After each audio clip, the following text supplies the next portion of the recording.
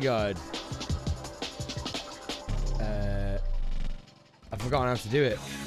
I've forgotten how to stream. How do you do it? Am I doing it now? Is this streaming? Right now? This here? I'm confused. At what point does it become a stream? That's what we need to establish, I think. Why have we not done that already as a society? Like, am I just streaming if I just stay on the starting soon screen? If I just stay like this for hours, is that still streaming? Just chatting? Just chatting with you?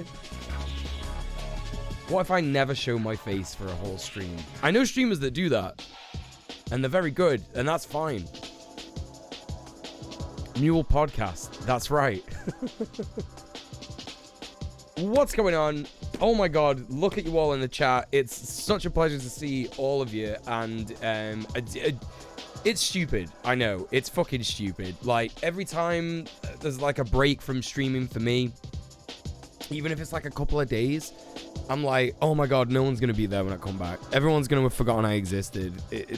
That's it. It's over for me. The dream is over. I might as well just give up.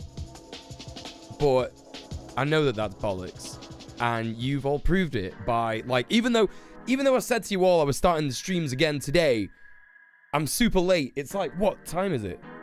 Like 20 to 9. Cynthia! Finally, the Morblin Lord is back. Hope you have rested up and feel well now.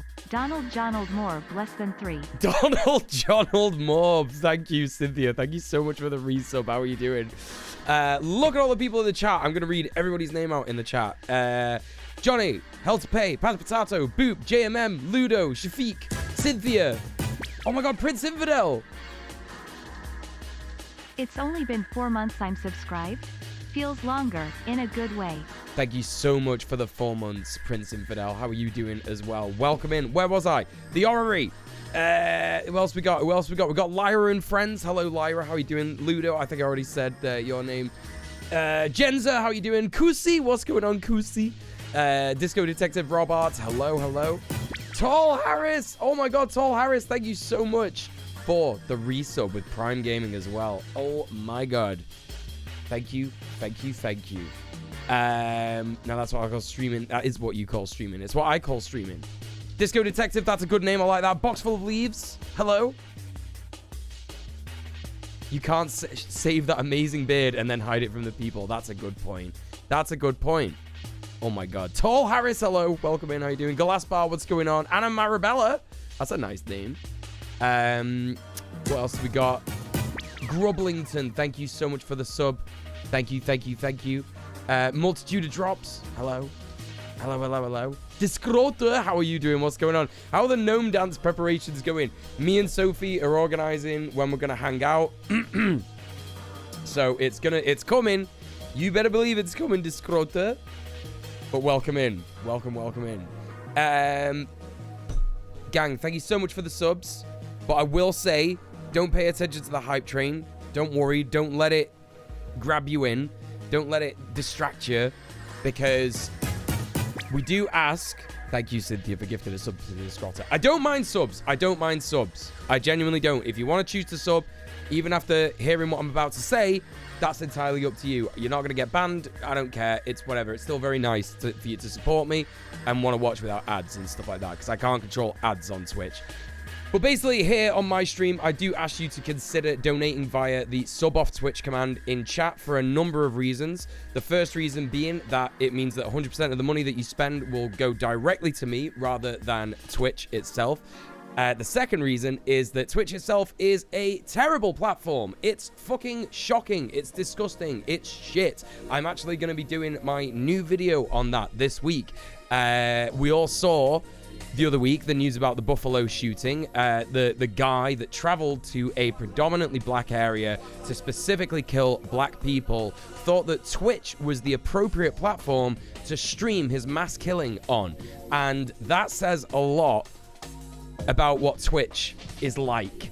You know, when you're banning streamers, even white streamers, for saying cracker, and when you're banning people for saying things like, you know, Twitch has a white supremacy problem, that sends a bit of a fucking message to people, you know?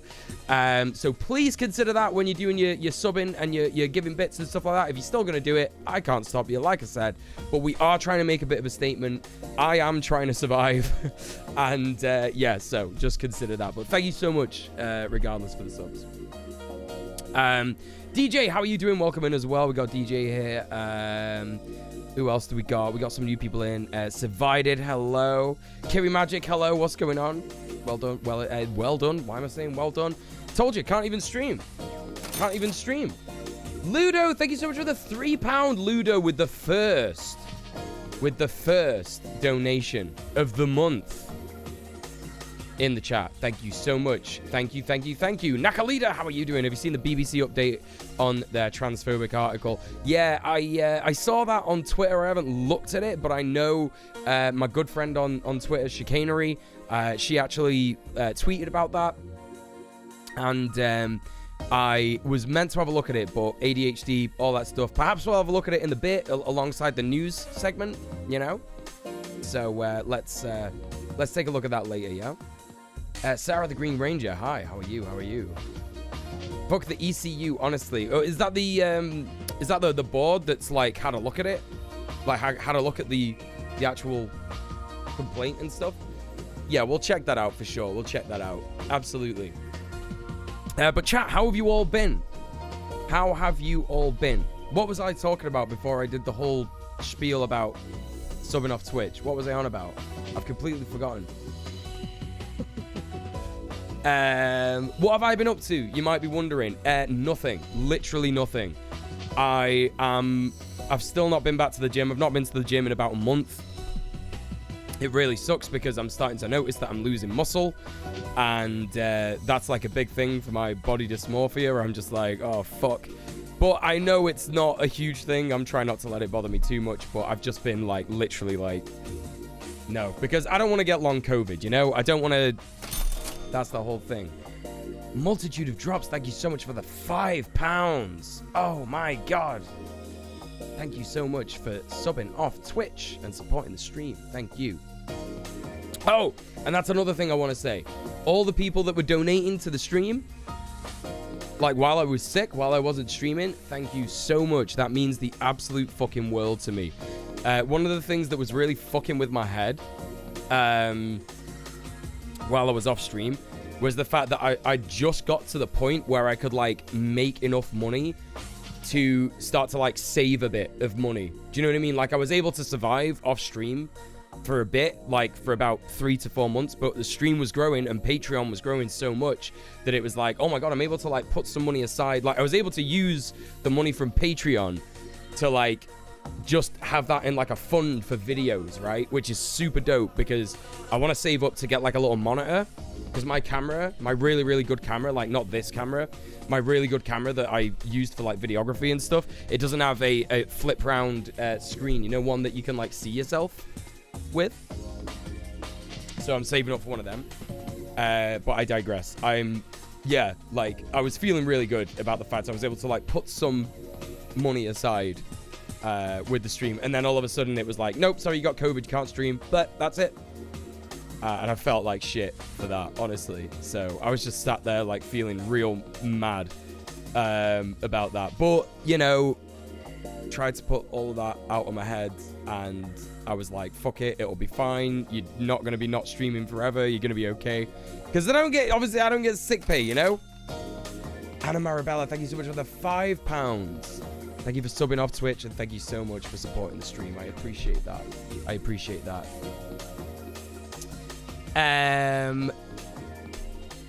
So yeah, I've just been playing. I played the entirety of Majora's Mask. I did it like 100%. 100%. Like, did everything. Got everything. You know, that's it. It was great. And I did that with Ocarina of Time too. And I think, finally, chat, I've rescinded my opinion that Ocarina of Time is the better of the Zelda games from N64. No. It's Majora's Mask. It absolutely is.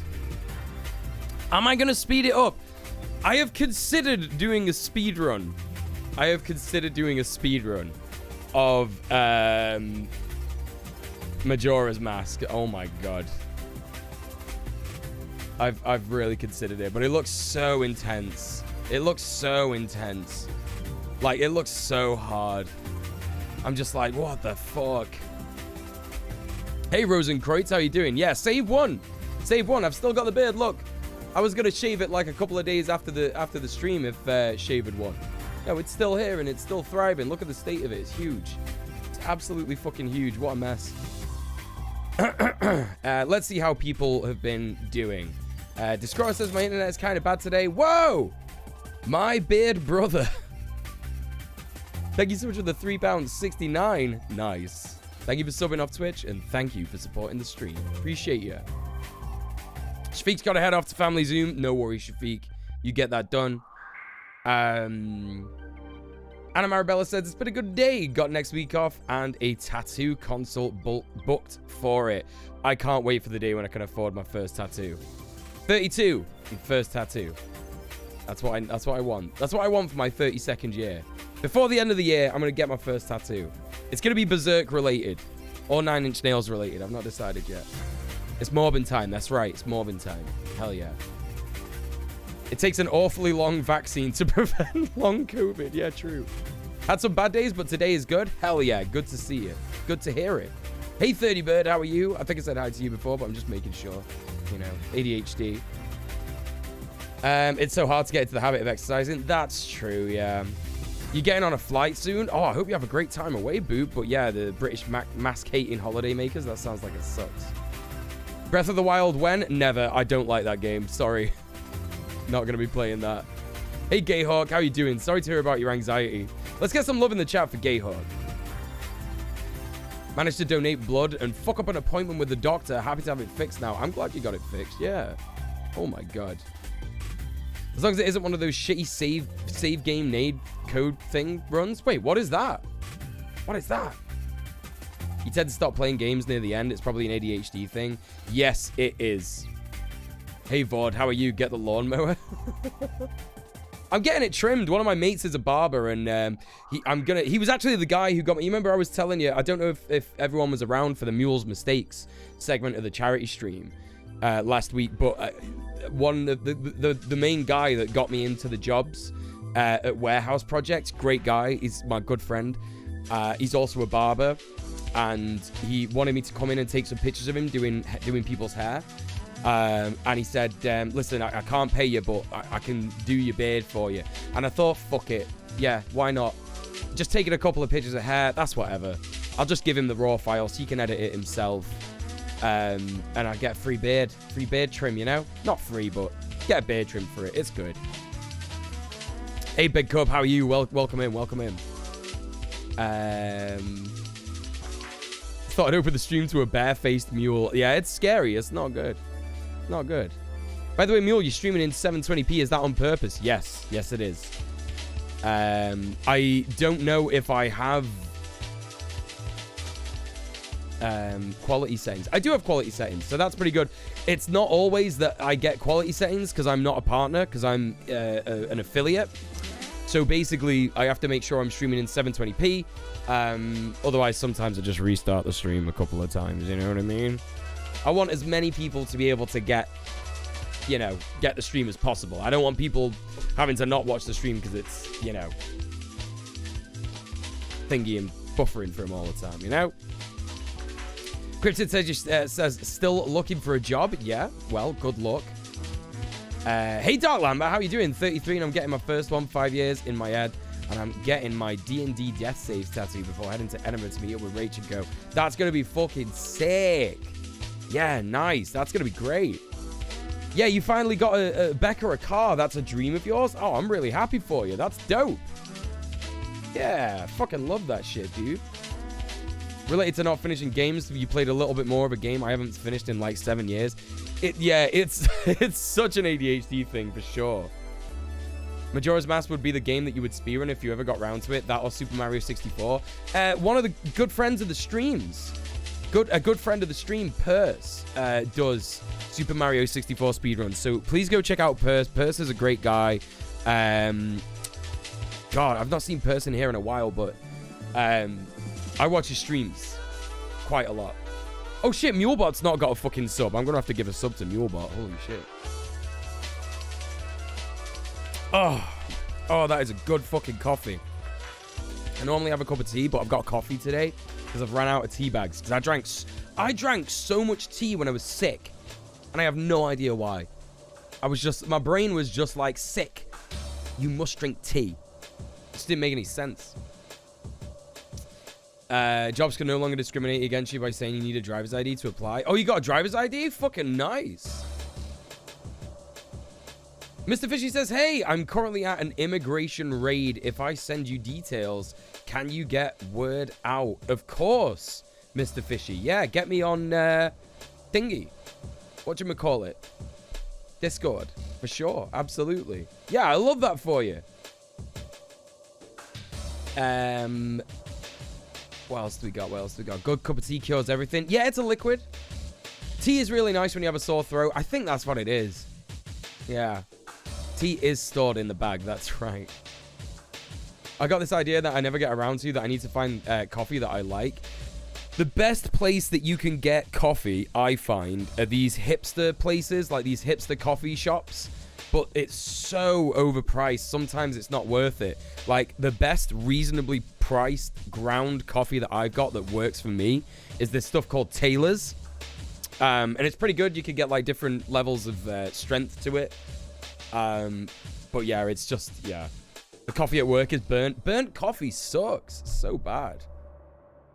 You get the tea brain when you're sick? Yeah, you do. Also, hi, Goblin Hugger. How are you doing? Welcome in.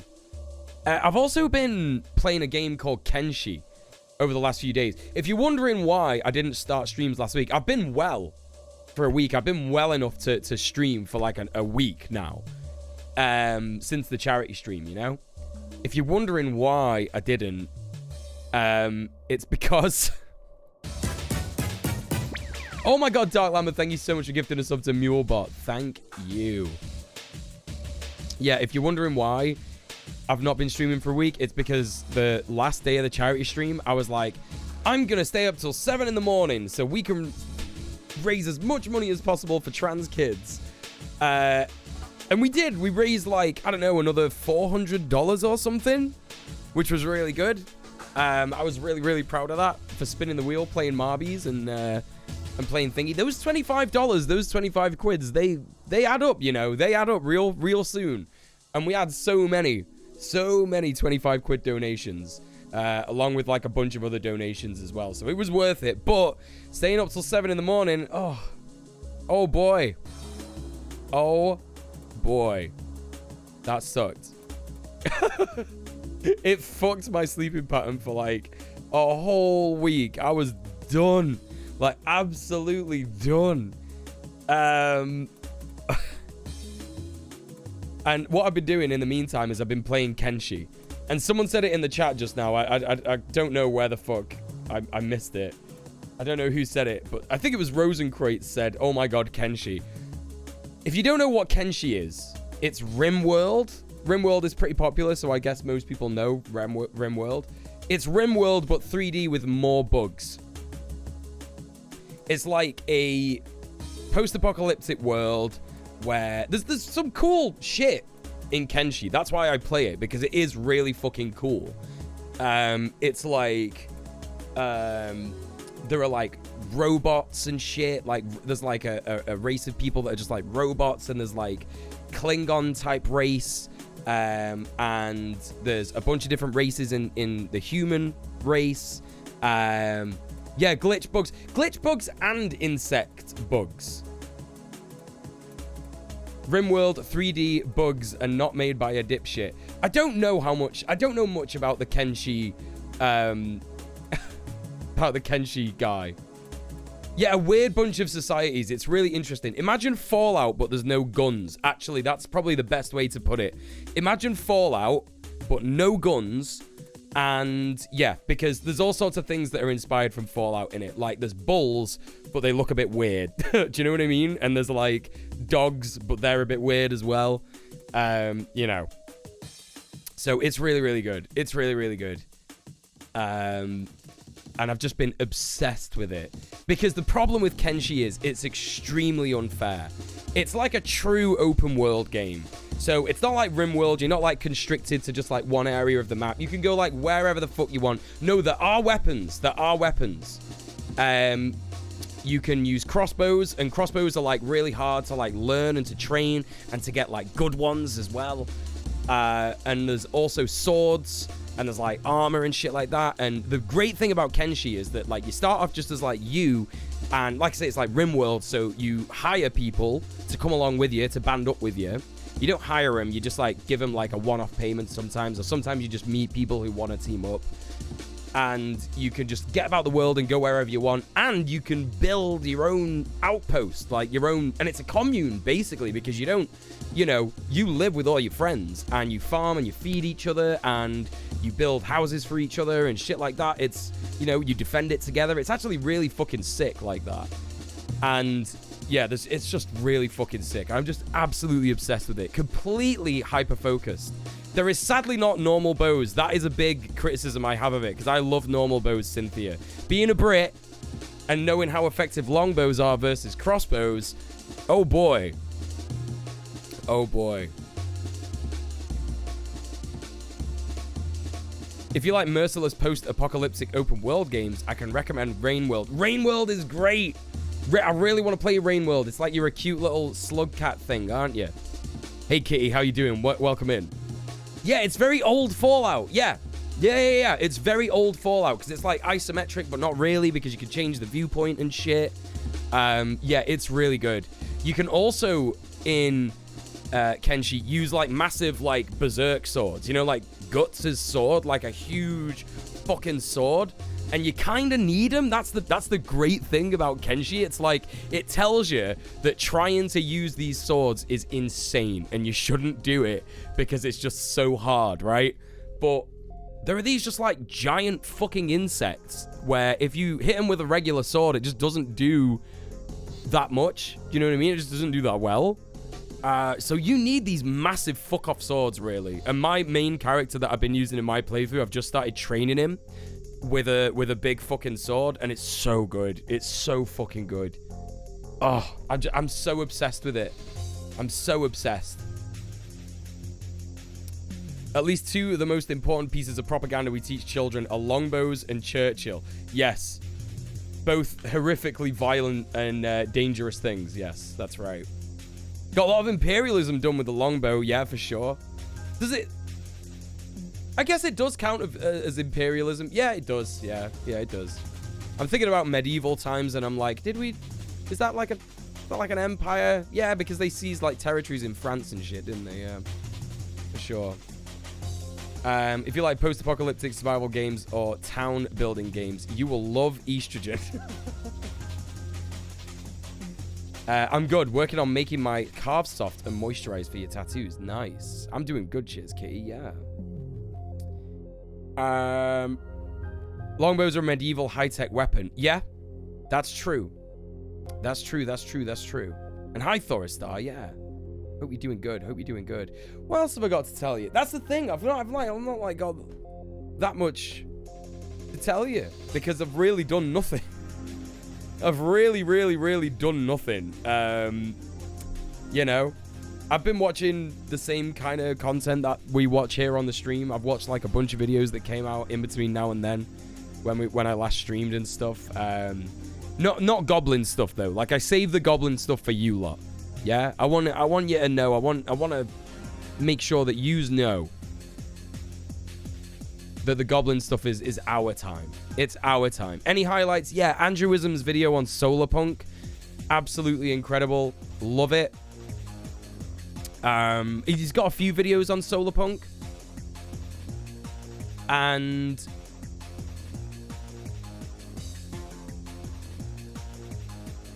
the one that I'm thinking of in particular is about how sewage is absolutely fucked and it can be used. We could change the way that sewage works in order to like farm fish, right?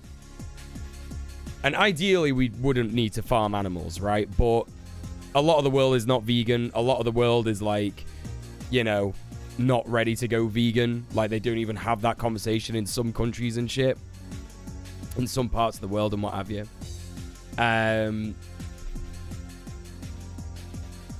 But that was a really, really good thing to look at. It was really, really good. And I love 30bird posting about Solarpunk as well, because we do kind of have to just think now about how do we turn the towns and cities and locales that we live in into places that work in, you know, in harmony with nature, right? We have to figure out how to change the industrialized areas that we live in into wonderful green areas. And that doesn't just mean like planting trees. That means like how do we stop using so much energy in cities? How much, you know.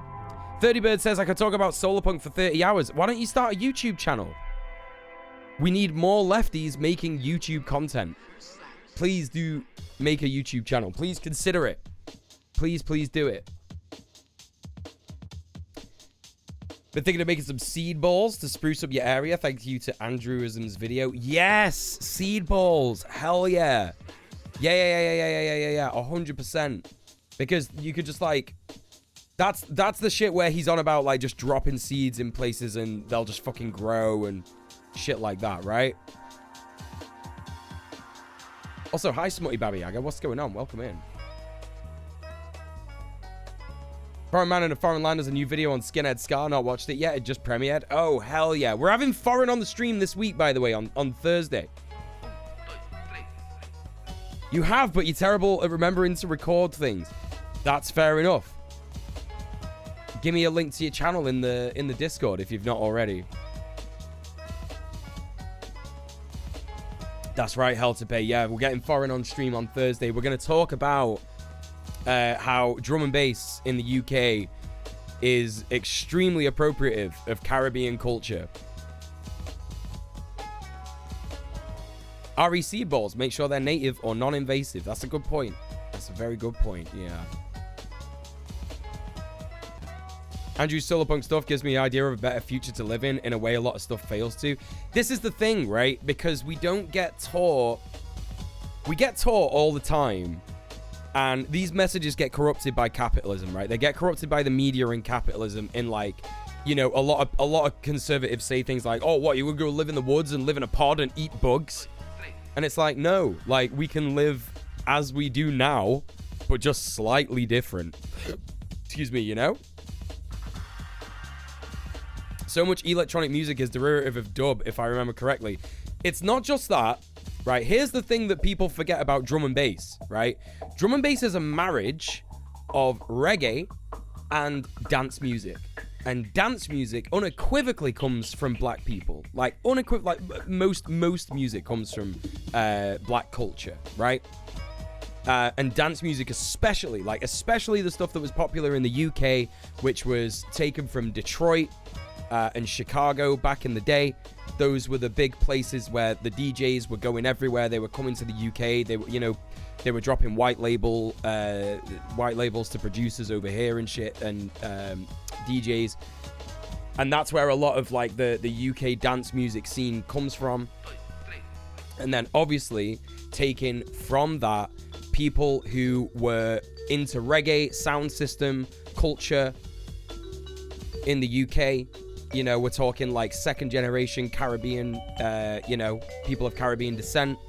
And they basically were like, this is a great way to marriage our culture with dance music, and started coming up with things like breakbeat, hardcore. And then they got into, like, basically became drum and bass from that. Someone in the chat was also talking about the drum and bass that we're listening to now. And this, it's really annoying, right? Because this is one of the things that happened, and we're going to talk more about this on Thursday, but this is one of the things that happened. So, like, a lot of that music was made by black people, right? Like, fucking Dillinger and a bunch of early drum and bass aficionados, what do you call it, pioneers, were black people. And then when the music started getting more popular, white people started making it, and then they started to call they started to make a different type of music, and they called it intelligent drum and bass music. It's so bad. It's so racist. And that is what this is called, like, to this day. Like, so what, and it then became divided with something even more racist, right? Even more racist, where they called white people who were making drum and bass intelligent drum and bass music, right? And they called, like, the more reggae style drum and bass jungle music. And it was called jungle music before, but it got specifically applied to, like, drum and bass. And it was like, yeah, that with the black people in, with the black vocalists and shit like that. That's jungle music. Biggest yikesberg I ever heard. You look like a certain Italian famous streamer, though his beard is uglier. Yeah, terrible vibes from that. Terrible vibes from that. Yeah, I'm sorry. I just ban people who make comments about my appearance straight away, because 9 times out of 10, I'm fucking spot on right. In that they're problematic people. So if you want to apologize, if you want to say, yo, sorry about that, give me an unban request, I'll unban you. But I don't like comments about my appearance. Don't make comments about people's appearance in general, especially if you don't know them that well. It's just fucking weird, you know? You've heard of this intelligent music stuff? I know a guy that was making it, and it sounded horrid. Well, listen, don't get me wrong, like, the music is good, but the fact that exists as, like, a divide in the drum and bass community is like, not great. Not great. The name being a string of numbers was always a good sign. Well, the thing is about that chatter is that they were there on... Let's have a look at their messages. Let's have a look at their messages real quick.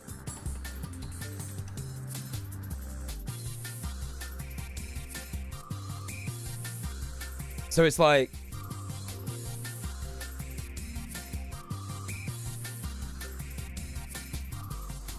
Is this some kind of good run? Playing with keyboard is crazy. So this person was only here for the Dark Souls speedrun stream.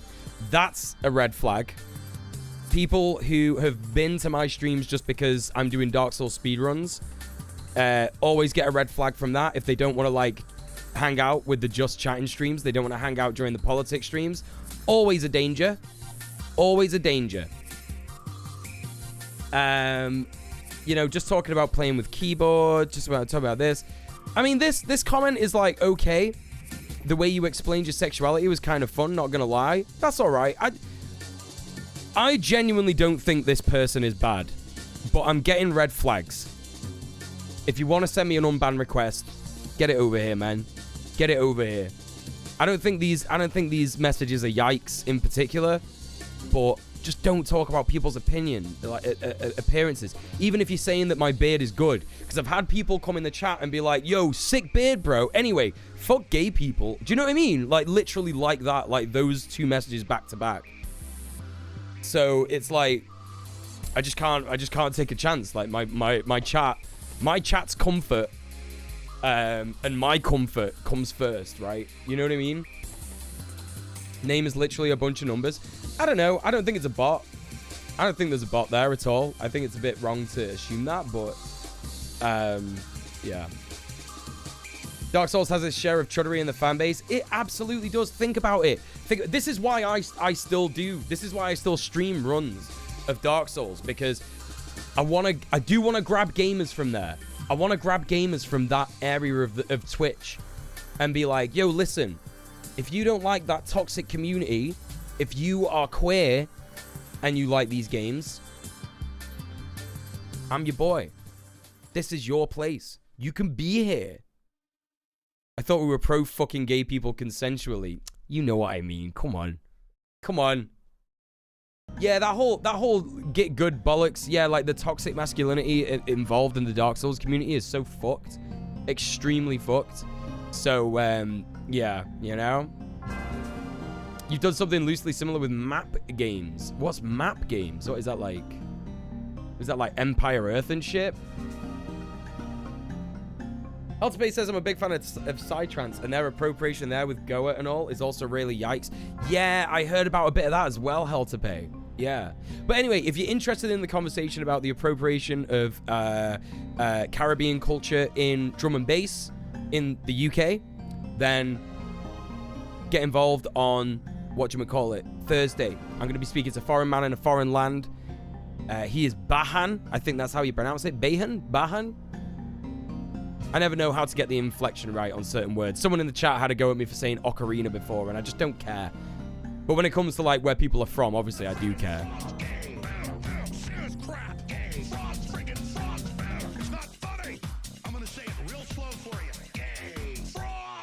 Oh my god, Aslan, thank you so much for the raid. How are you doing? What's going on? Welcome in. This is my first stream back from being sick. And you, oh my god, you are my first raid. Obviously the charity stream doesn't count. That was its own thing. You know? That was it. Welcome in Aslan. Welcome in streamers from Aslan Streamer. If you don't know me, my name is djmuel. I'm a leftist political streamer. I'm also a Soulspawn streamer. My pronouns are he, him. Today, it's my first day back streaming, like I said, and I'm just doing a bit of, you know, catching up with the chat. We're just talking about a bunch of stuff, you know, ADHD kind of stuff. So, Aslan, I hope you had a great time. I hope you had a fantastic stream. Nearly just spilt my coffee everywhere. That's a great start. That's a great fucking start. Oh my god. Jesus wept. Gang, please go and follow Aslan. He is a great streamer. I had a good time lurking in Aslan's stream while I was not streaming. You were talking about the dung eater? Oh hell yeah. The pitiful poo-poo eater.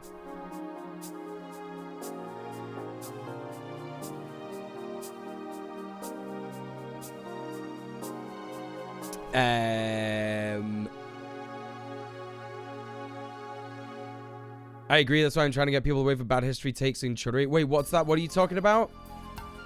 Crusader Kings, but also like Civilization and history games. Isn't Crusader Kings like... I might be wrong here because I don't fucking know, but isn't like, you know, when people make jokes about like, oh, you're probably trans, like, isn't Crusader Kings like a game that people say like, or am I thinking of another one? They call it like an egg game or a trans game. Like, what am I thinking of? Is that wrong? But then again, not every trans person is left wing, you know? So that's a good idea, I think. I think that's a great area of streams or like games to look at and just be like, yo, just in case you got bad history takes, you know, I'm here to correct you. That shit's great. Crusader Kings is definitely one of them. I was gonna say, like, I'm sure I've heard people say that before, yeah. But then, you know, it's pretty transphobic to just, you know, assume that every trans person has, like, good politics, right? You know? Because Blair White exists. I know, like, a couple in real life who are just... yeah. The loathsome dung eater, a.k.a. Graham Linehan. That he is? It is him. Yeah. That's right. The Dung Eater, what a mess. I know. Great character.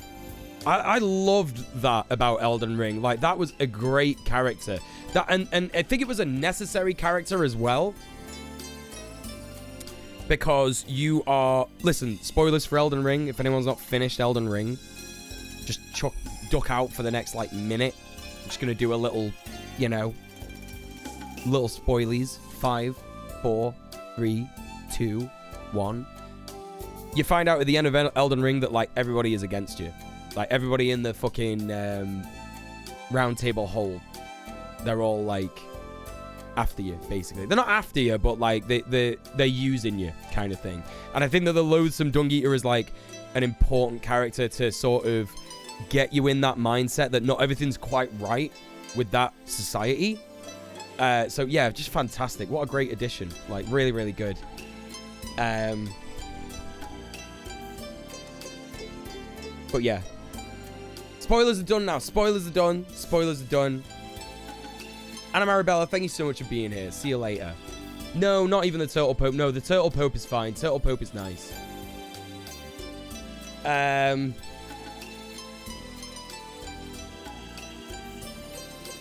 A video on what a medieval castle was like. Go to the YouTuber and find out he's a libertarian chud. I hate that so much. You're right, Boop. That is what it's like. I make videos trying to talk about how games approach history. Paradox games do have a reputation of being played by centrist, fascist, and trans women. I saw a tweet that I was like, that was like, if you enjoy Hearts of Iron, you should try Estrogen. Yeah. Seen some great Crusader Kings playthroughs. It's not for you, but it creates some great stories, proper emergent gameplay. Yeah, I heard about that. I like that shit. Yeah, Debbie Hater's a horrific... Yeah, the Debbie Hater situation is really sad, to be honest, because it's like she is being used by LGB Alliance and Posey Parker and all them. Like, she's such a self-hating person. Like, it's just so sad. It's really sad.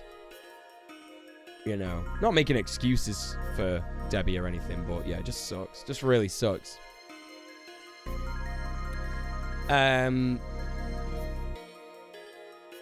Kind of like Darkstalker Karth.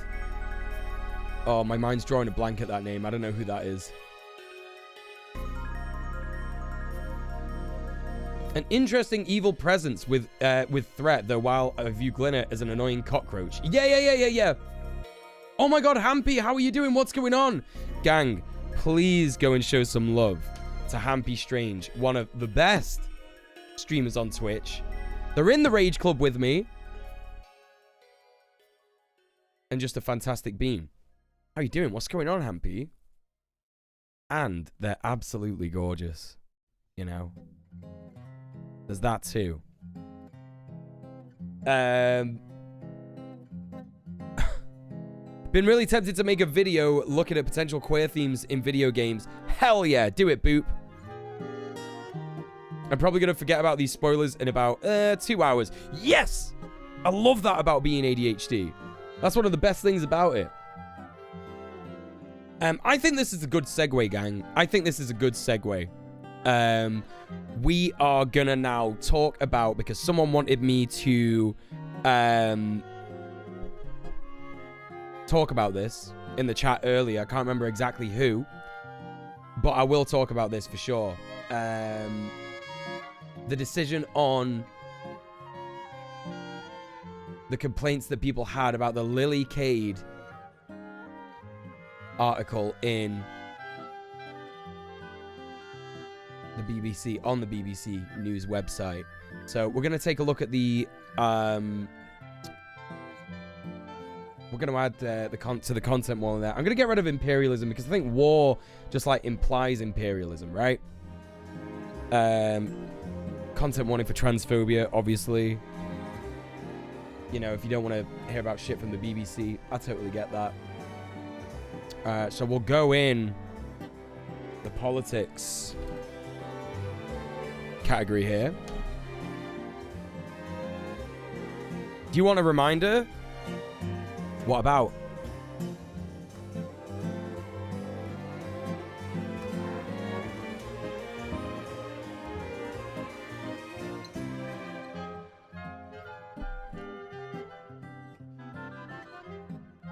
You're doing great listening in while eating and planning work for tomorrow. How are you? I'm very good, Hampy. Very, very good. Every time there's an article saying this trans woman says we're not transphobic, I know without looking it'll be Debbie Hayton. Yeah.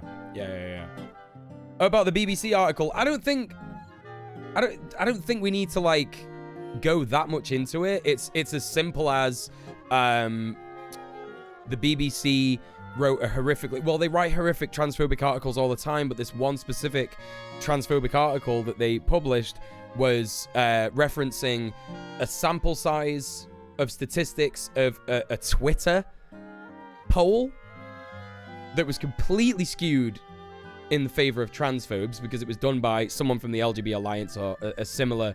Oh, wait, no, it wasn't the LGBT Alliance. It was another hate group. I forget the name of them, but they're the people that J.K. Rowling met with. And they literally are like, you know, yeah, get the L out. That's it. Get the L out. Yeah, you got it. And they also had quotes from someone called Lily Cade, who is a porn actress, who is a known rapist. And, like, so, you know, this whole, like, it's ridiculous because the whole spiel, or the whole, like, it's not a spiel, like, what do you want to call it? Like, the whole, like, talking point of TERFs is that trans women are going to rape cis lesbians. But they platformed in this article a cis lesbian that rapes women, right?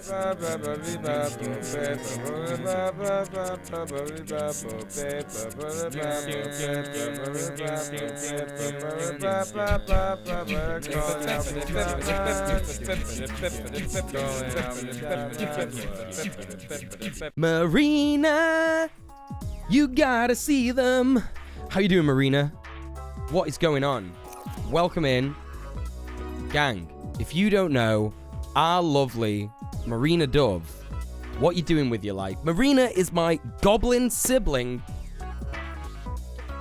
and you need to go and show them some love. You're so good. I am happy to hear it. What were you streaming about? What were you looking at? It has been beautiful to watch Marina watch, like, all of Erwin Saunders. They've been absolutely obsessed. You watched the new Erwin Saunders video? Yes! Yes! Fucking yes! Like, you dove into Erwin Saunders way more than we did, right? Because when you had, who was it? You had that other streamer on your, you were doing a co-stream with someone, and I know their name because they're following me on Twitter, and I can't remember who the fuck it was. But you were doing a co-stream with that person, and you found a video where there was a picture of Erwin and Tom when they were young. When they were young. It's Clueless on VHS. That's right. You were with Clueless on VHS. And there was the young picture of Erwin and Tom. So they are definitely together. They're definitely fucking. Tom's the top. Erwin's the bottom. That's just how it is. I'm obsessed. Absolutely obsessed. And I love it. It's been great watching the things that I like and seeing you react to it. And when Clueless was reacting to it as well. It was good to see that shit for sure. It's so cute. It's just so cute. Thank you for the follow. Appreciate that. There's been a few follows today. Thank you for the follows. But anyway, if you're coming in from Marina's stream and you don't know me, my name is DJ I'm a leftist political streamer. My pronouns are he, him. I'm also a Soulsborne streamer who Soulsborne speedruns from time to time. Today, we are going to be having a look at some of the news. One of the things that we're looking at now, we just did a little recap on the transphobic article that the BBC ran, where they featured Lily Cade, and that was the bit that I was up to. So just be mindful of the content warnings here. You know, we are going to be talking about some transphobic stuff, just for a little bit.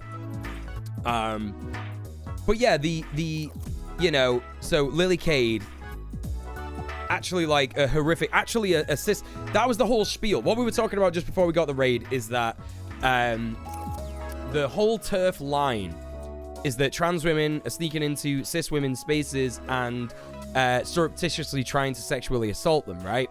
But the BBC, when they ran this transphobic article, they quoted Lily Cade, who is a cis woman lesbian who has raped or the cis women. So it's like, that's the level of fuckery that we're at with the BBC. And of course, so many people complained about it. And now what we're going to do is we're going to have a look at the ECU's commentary on this, or the ECU's response. So let's just have a real quick look. ECU's response to transphobic article. Let's see what we get from that Google search.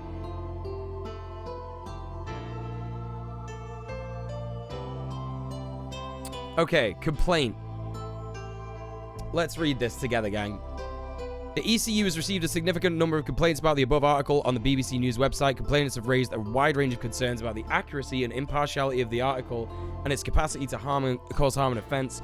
Each complaint has been read and considered. The ECU usually issues an individual response to each complaint it receives, but the BBC's published policy for handling complaints provides the BBC to reply to a number of complaints about the same issue by compiling a summary of the main points raised, considering them together and producing a single response. On this occasion, we have therefore decided to issue a single response.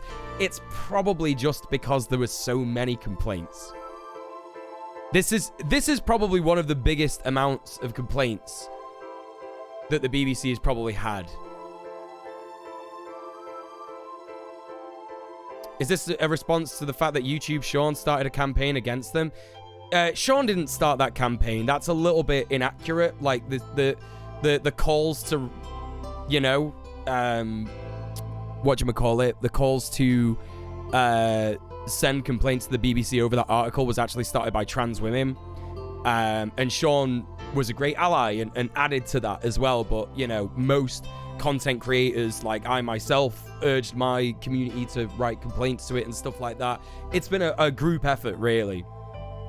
So this isn't going to be a response to Sean in particular or Sean's community. This is a response to all of the complaints that they've had.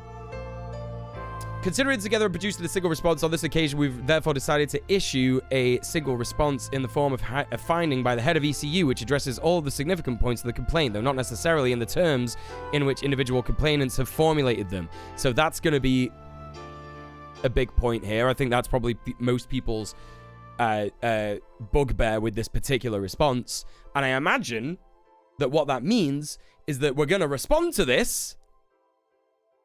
We're going to respond to this on our own terms. We're going to respond to this on our own terms, and we don't care what you've said, right? I think that's what that's saying. Which assesses them against the BBC's editorial standards set out in the editorial guidelines related guidance. There's been some points raised by individual complainants, may not be addressed directly. Okay, in the course of this finding, the terms lesbians and trans women have been used to differentiate between the groups highlighted in the article complained of, not to imply that they are mutually exclusive categories. Well, I mean, that doesn't matter. Like, oh, whatever. Anyway, I just know that this is going to be bullshit. Issues of complaint. Impartiality.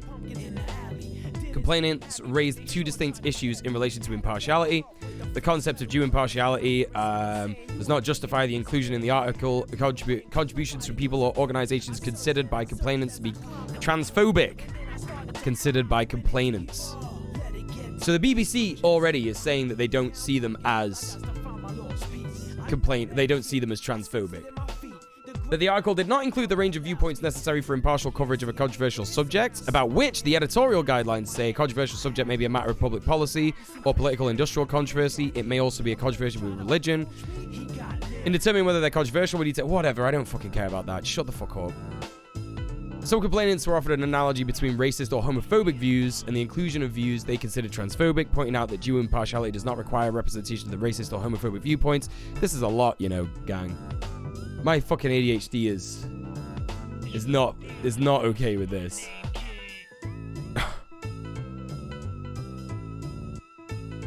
I'm just like, oh fucking hell, there's so many words here. And I don't want everybody in the chat to be like, this is a lot of words and Muel's talking a lot of words. I need someone to have like broken this down for me, to be honest.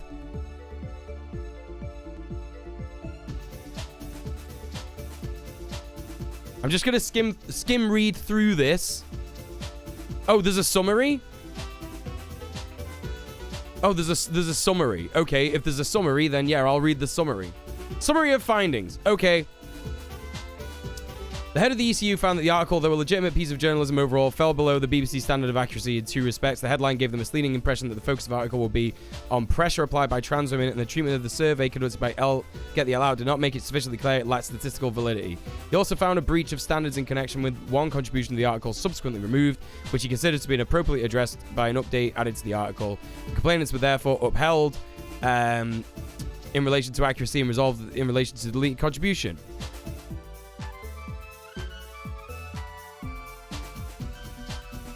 I mean, what's the issue? I've obviously not read the whole thing, so I must have missed what people are mad about. Like, Laura Kate Dale's got a good summary. Okay, that's good enough for me. I like Laura, and she's pretty thorough. She's a pretty thorough person. So yeah, let's just check out Laura. Laura. Surely it should just come up straight away. Laura Kate Dale. There we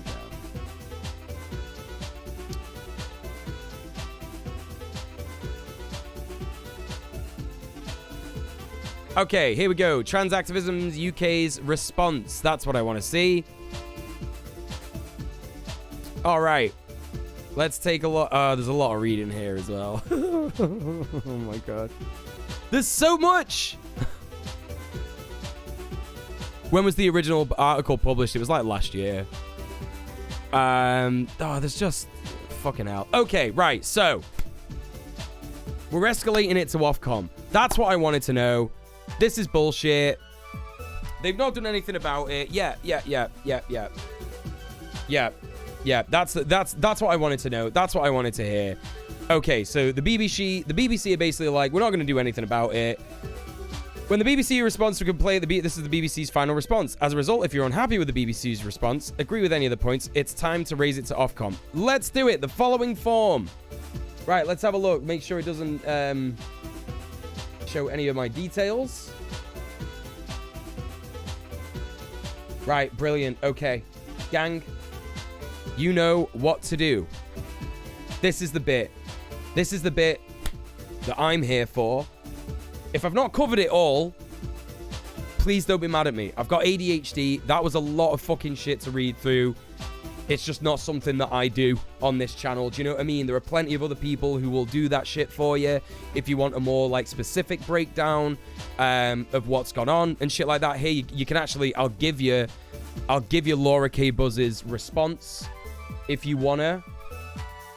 You know, if you want to fucking read it for yourself. The long and short of it is that what we know is what we already knew, which is that the BBC are a pile of shit. They don't give a fuck. They're institutionally transphobic.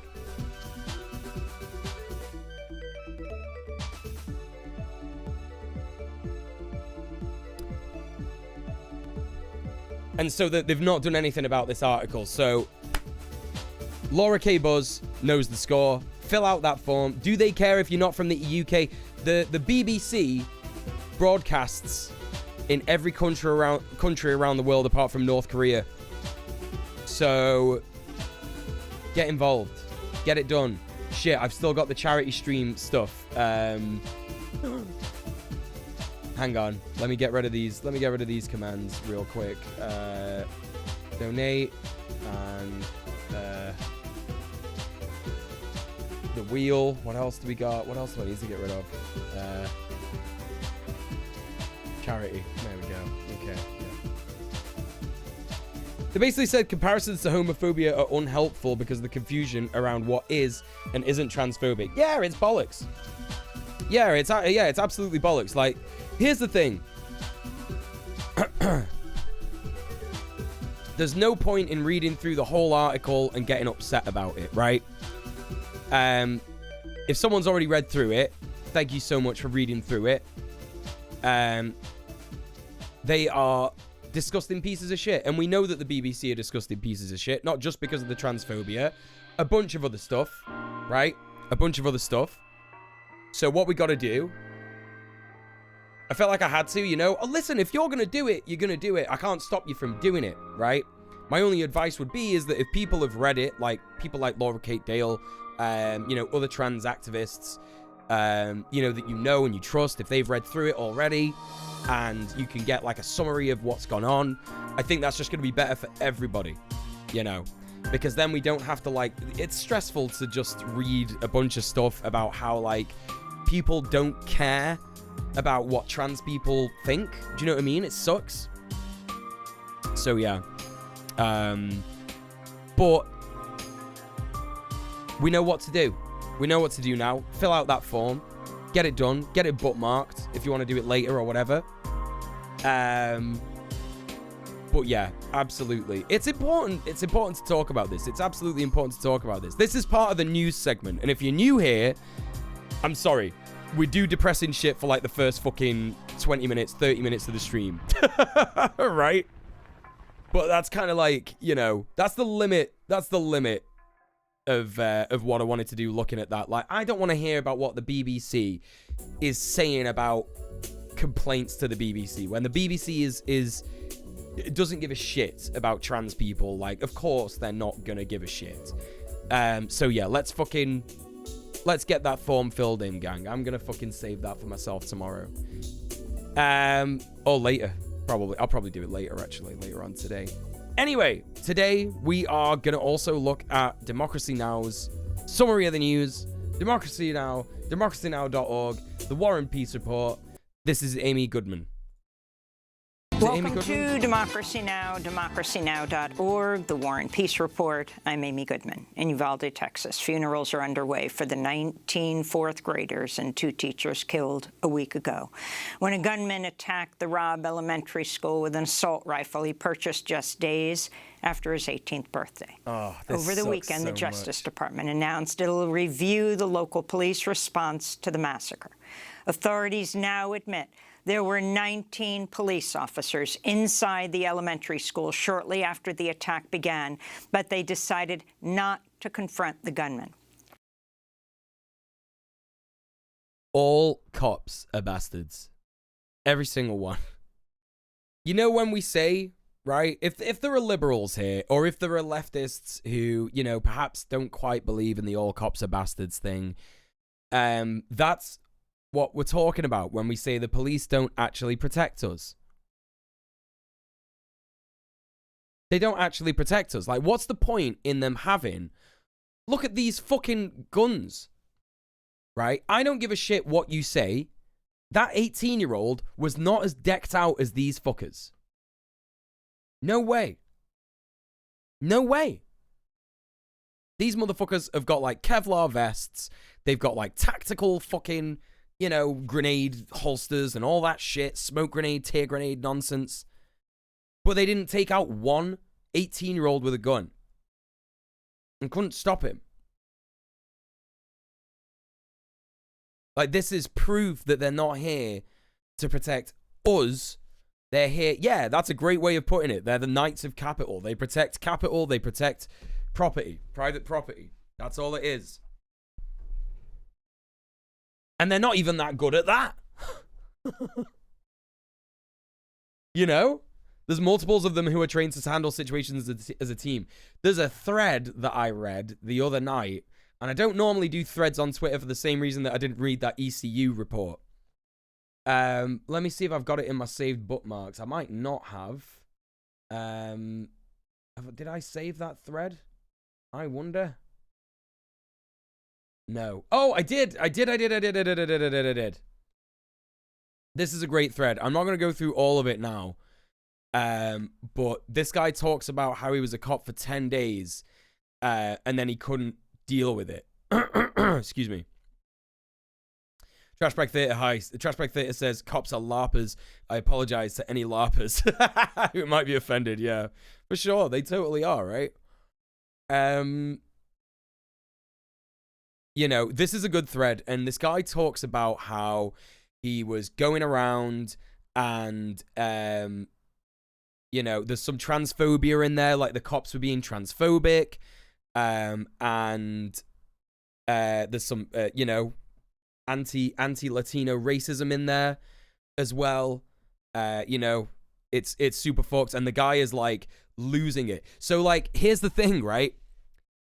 Think about this, like, even if you're, like, not super convinced as a leftist that like, oh, you know, some cops probably like, you know, they're probably still good people like deep down.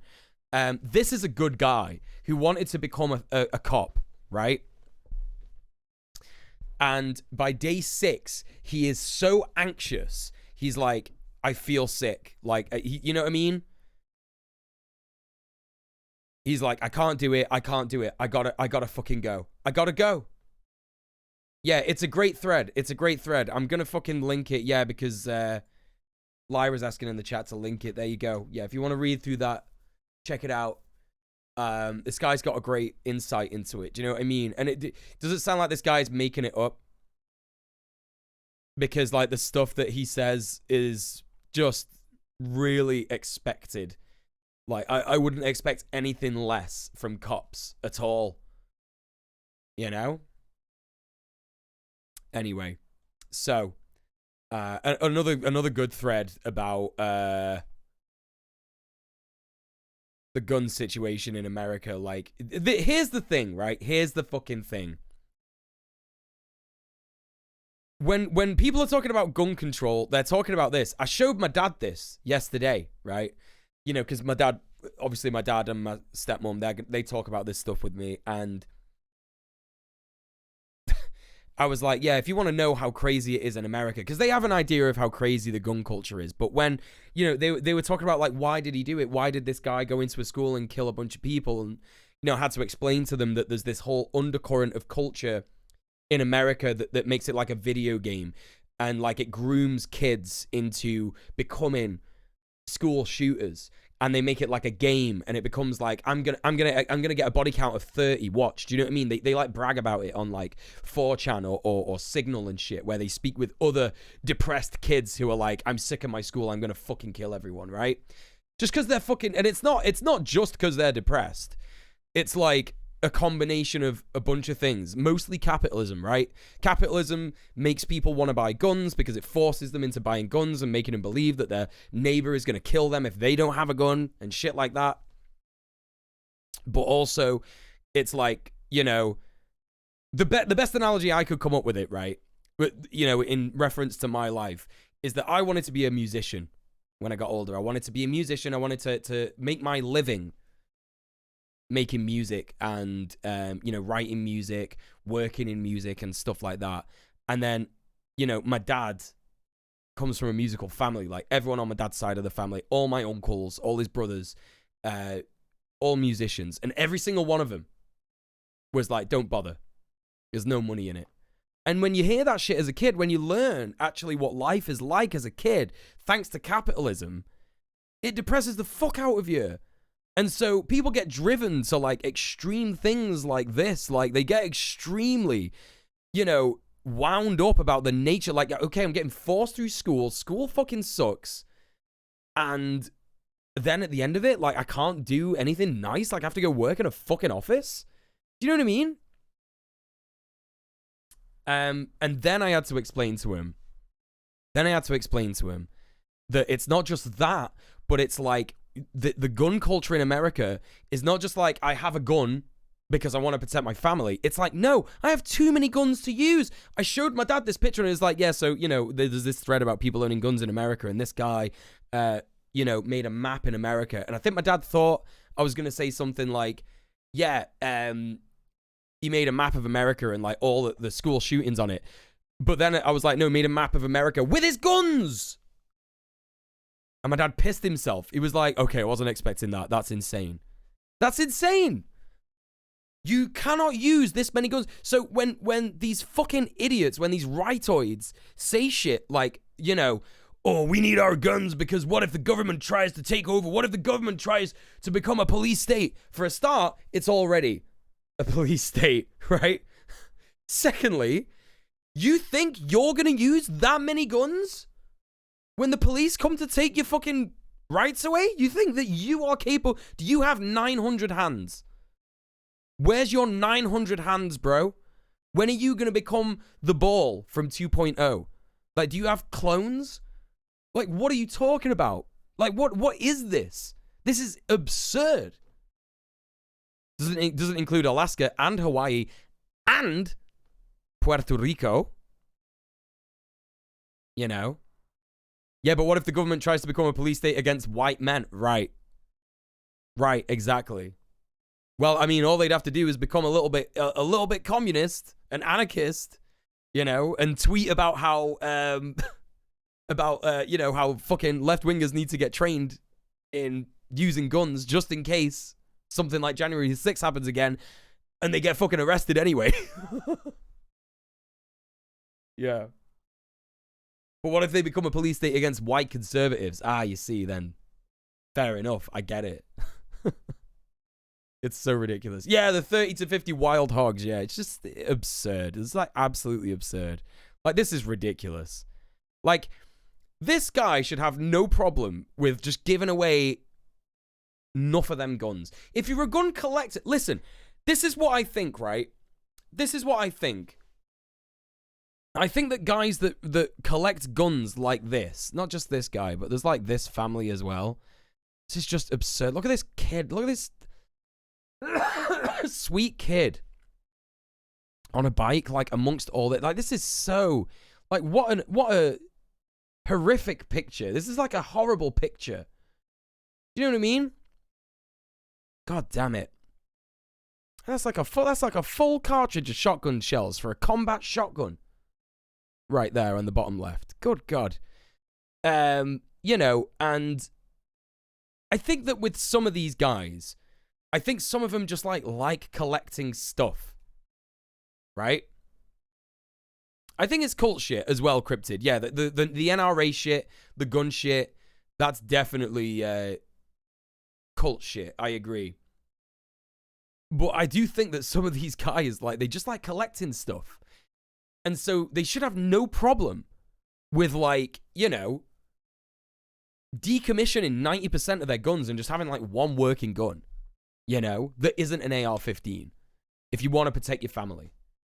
Like, you know, it's like, yeah, and this is the stuff that their culture said it was cool to collect. Yeah, so instead of collecting things like, I don't know, maybe this guy originally wanted to collect dolls, but that'd be too gay, brother.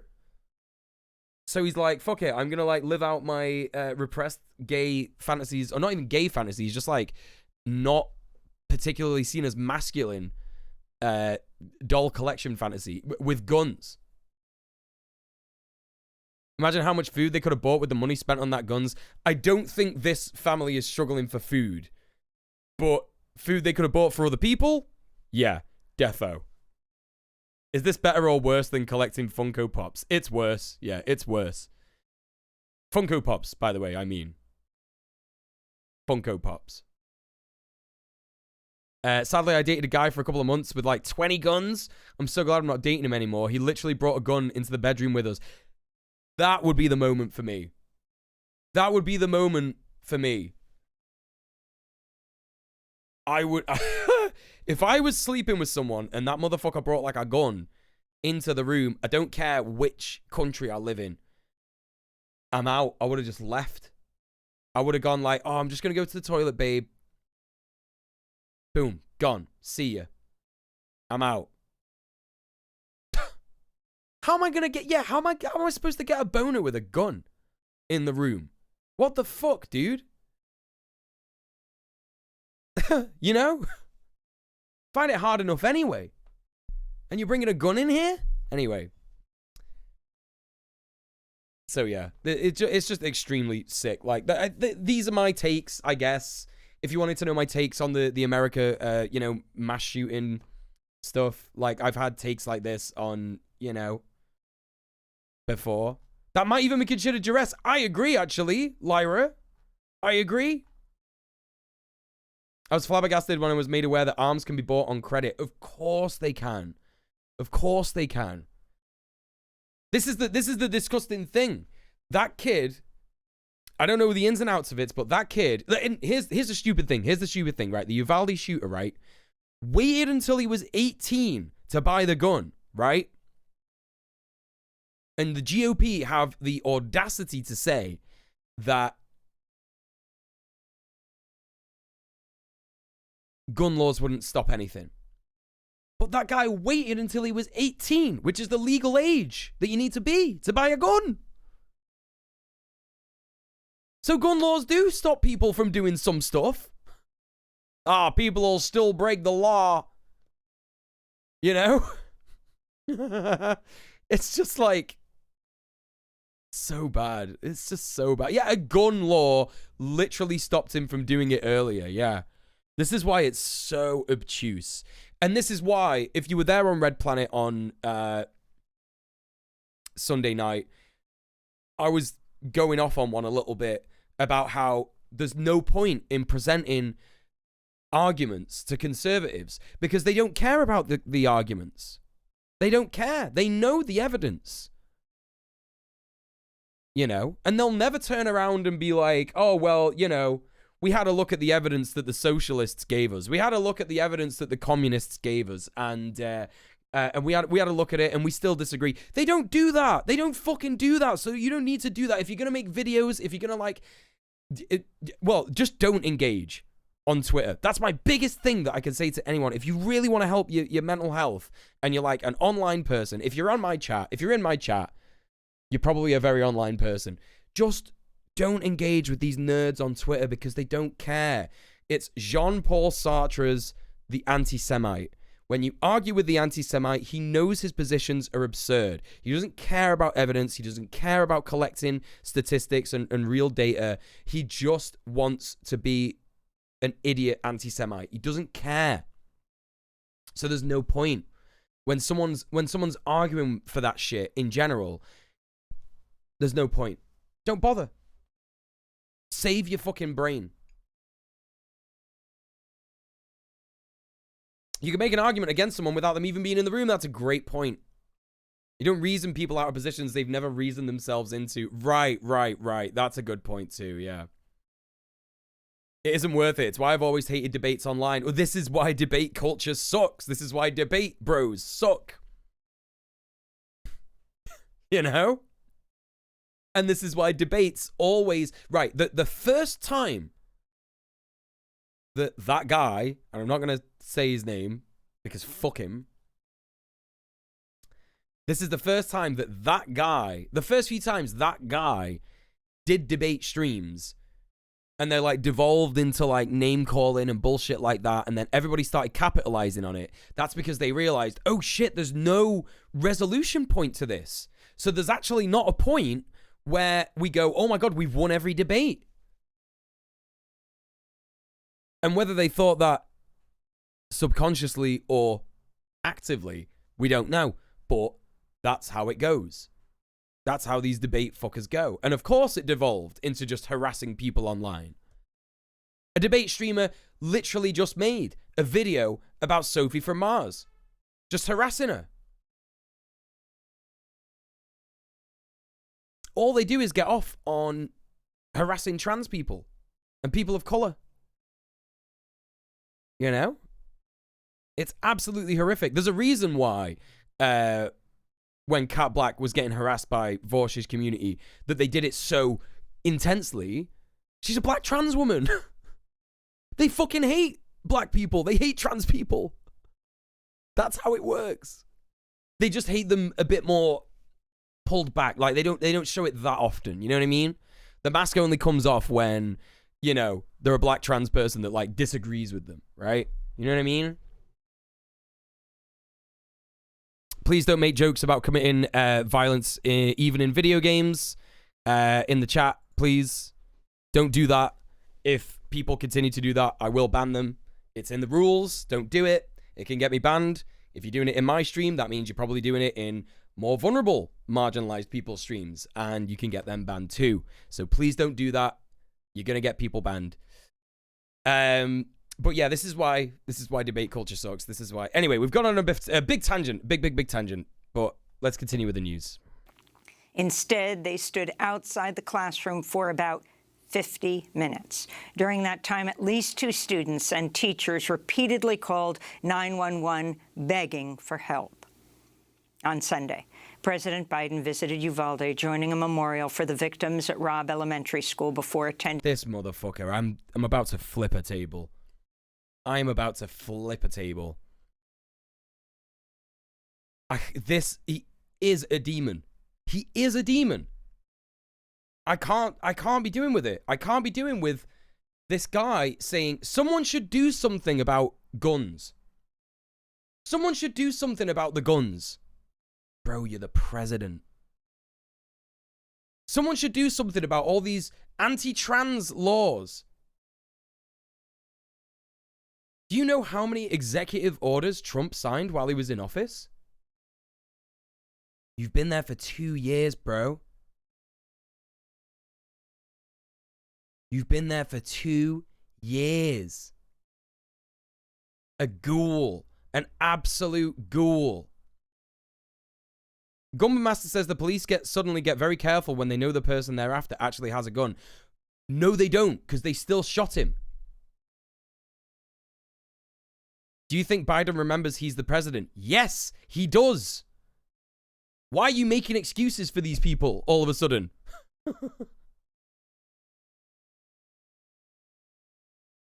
If only someone had the power to change things work around here. Yeah.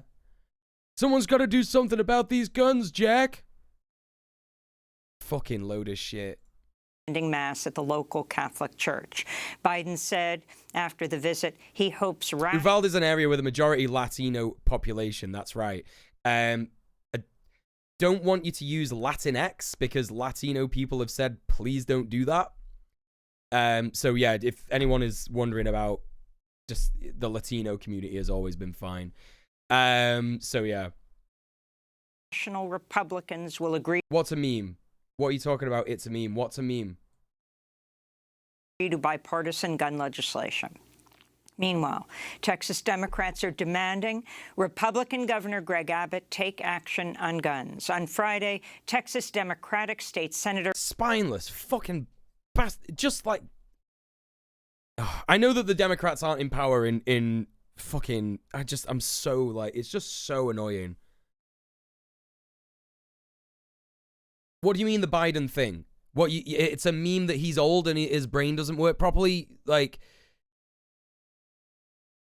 I know that people talk about that, and I know that people have a laugh about that. I'm saying that it doesn't do us any favors to say, oh, he's just silly and old. It doesn't do us any favors to make excuses for these people. It's taken away his fucking responsibility. I'm not too sure about the ageist stuff, but it is ableism. It is ableism. You know what I mean? Like, what, just because... I guess it's ageist, yeah, because you're implying that someone that old can't, like, make a proper decision and shit. Do you know what I mean? Or, like, because of his, like, whatever, like, he's getting senile or he's getting Alzheimer's or whatever, like... I don't know. I don't condone it. I'm just saying that it's a meme. But why are you saying that it's a meme? Like, what are you trying to get at? Like, that I shouldn't... Do you know what I mean? Like, do you understand what I mean? I'm like... I don't care that it's a meme. It's a shit meme. It's not funny. And also, it impedes the discussion. Like, some memes are actually shit. You know what I mean? Roland Gutierrez, whose district includes Uvalde, interrupted Abbott at a press conference there, demanding he call a special legislative session to pass new gun controls. I don't know how to express... I know that the fucking Democrats aren't in power in Texas, right? Greg Abbott is the governor of Texas, right? Ted Cruz is the senator. But the Democrats are federally in control. Do you know what I mean? There is such a thing as an executive order. The loss of the families that I've talked to, and I know you feel it too. We have to do something, man. Your own colleagues are calling me, telling me an 18-year-old shouldn't have a gun. This is enough. Call us back, man. Oh, that's so fucking pathetic. Beto O'Rourke is just like...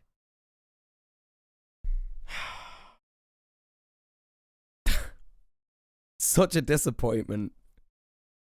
Like, do you think that they give a shit about your appeal to emotion? Yeah, why are you trying to appeal to his humanity? You think this man has humanity? It's just fucking so stupid. God damn it. Next question. After headlines, we'll go to Uvalde, Texas, to speak with Texas State Senator Roland Gutierrez. According to the Gun Violence Archive, at least 8 people were killed and 55 others wounded in mass shootings around the United States over Memorial Day weekend. Canadian Prime Minister Justin Trudeau has proposed new gun control laws in the wake of mass shootings in the United States. On Monday, Trudeau introduced legislation that would require most owners of military-style assault weapons turn over their firearms to a government buyback program. That's fucking sick. That's fucking brilliant. Like, Justin Trudeau, piece of shit, but this is a good thing. I'm glad that this happened, you know? Trudeau also announced new regulations limiting access to handguns. What this means is that it will no longer be possible to buy, sell, transfer, or import handguns anywhere in Canada. In other words, we're capping the market for handguns. We need less gun violence. Yeah, Uvalde cops have actually made a lot of great anti-cop propaganda. Yeah, you're right. There's lots of libs right now who are furious with the cops. Like, absolutely furious. Because they are in the liberal mind prison of like, yo, cops are there to protect us. You know, I agree with the George Floyd protests, but the riots were a bit too much. And I don't think all cops are bastards, right? You know, they're like these kinds of people. And then all of a sudden they're like, oh, cops are bastards. Oh, okay. Right. We cannot let the guns debate become so polarized that nothing gets done. We cannot let that happen in our country. Back in Texas, thousands of protesters gathered outside the National Rifle Association's annual convention in Houston over the weekend, condemning the gun lobby group for its opposition. Like, this is great. Like, this is fucking great. And you know the great thing? Okay, so I'm glad that they're reporting on this. Because I've seen footage of a guy. Have I got it in my bookmarks? I try and keep, when I'm doom scrolling, I try and keep the stream in mind, and I try and keep you know, bookmarks of like things that are happening and shit. So I'm sorry if I've not got this one, but there was a really, really good video of a oh no, I've not got it. Oh, I've not fucking got it, you know. There was a great video of a guy who's like an NRA shill or something like that, like a representative from the NRA or like a pro-gun activist or something like that, who turned up at some of these protests, and a bunch of like mums, right? A bunch of mums were like, shame on you, and just kept like pointing at him and just going, fuck you, fuck you. And the guy went, and just like ran away. Right? Now, that was cool, and that was based. But the reason I'm mentioning it is because do not underestimate the power of converting your parents, right? If you can, commie pill your parents, if you can anarchist pill your parents, right? They are like a fucking huge asset to have. Like, mums, I think, are a huge thing. Sophie was having this chat with me a while back, and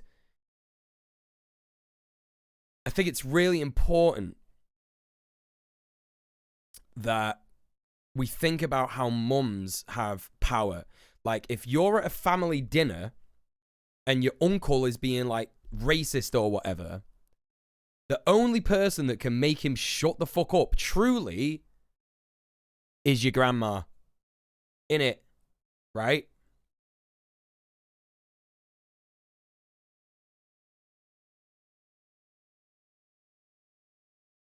If your grandma turns around and says, shut up, Darren, it'll be like, you know what I mean?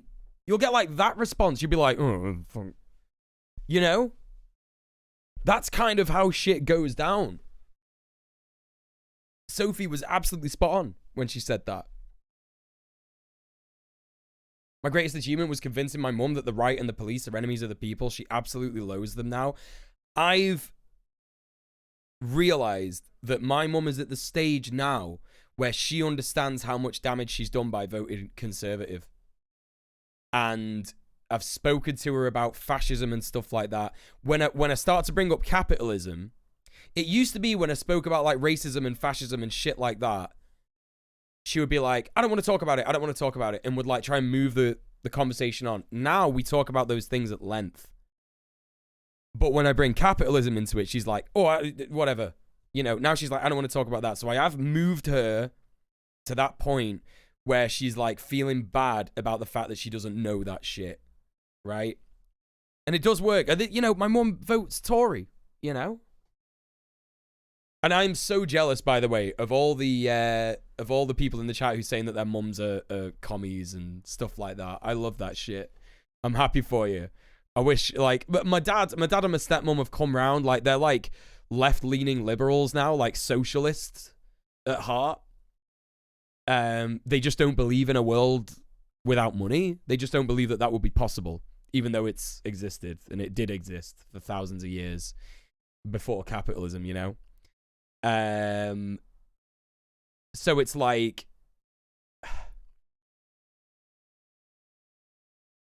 yeah, you will get there. You will get there. Your parents have always been lefty, pretty liberal, and I keep giving it a go. I actually know your parents because you're one of my best mate's cousins, and I've met his auntie and his uncle. So I might be thinking of the same ones. Stayed with them when I was younger. And yeah, they're pretty sound. Yeah, I do know your parents, don't I? Yeah. So yeah, that's cool. That's cool to know. That's cool to know that they are like that. Your parents aren't there yet. Not Tory, but best is sock them on a good day. That's great. That's great. That's good shit. Your mum's still a dyed-in-the-wool liberal, but your dad's completely on board with socialism. Holy shit. I don't know my mum. Most of my family is dead or is fucked off. I'm sorry to hear that, Gumba Master. Holy shit. Well, you've got your own found family here, that's for sure. Right, let's continue. To gun control. The NRA gathering was held just 3 days after the mass shooting in Uvalde, less than 300 miles away. On Friday evening, former President Trump read the names of the Uvalde victims before delivering a keynote address to the NRA. What? In which he demanded federal funding for more. Oh, by the way, Neutral AI's here. Yo, go follow Jolene, everybody. We're gonna do a Dark Souls speedrun race. Me and Jolene. So go and give her a follow. She's great. She got so mad the other day because I was watching her play Blood Bowl, and she was like, "You should have said that you were here. I would have spoken about politics." I was just vibing. I was just vibing in the chat. Well, vibing and lurking, you know. I was playing Kenshi. I couldn't be bothered having a political discussion. Forgive me. Yeah. What is this? What is this? He delivered a keynote speech.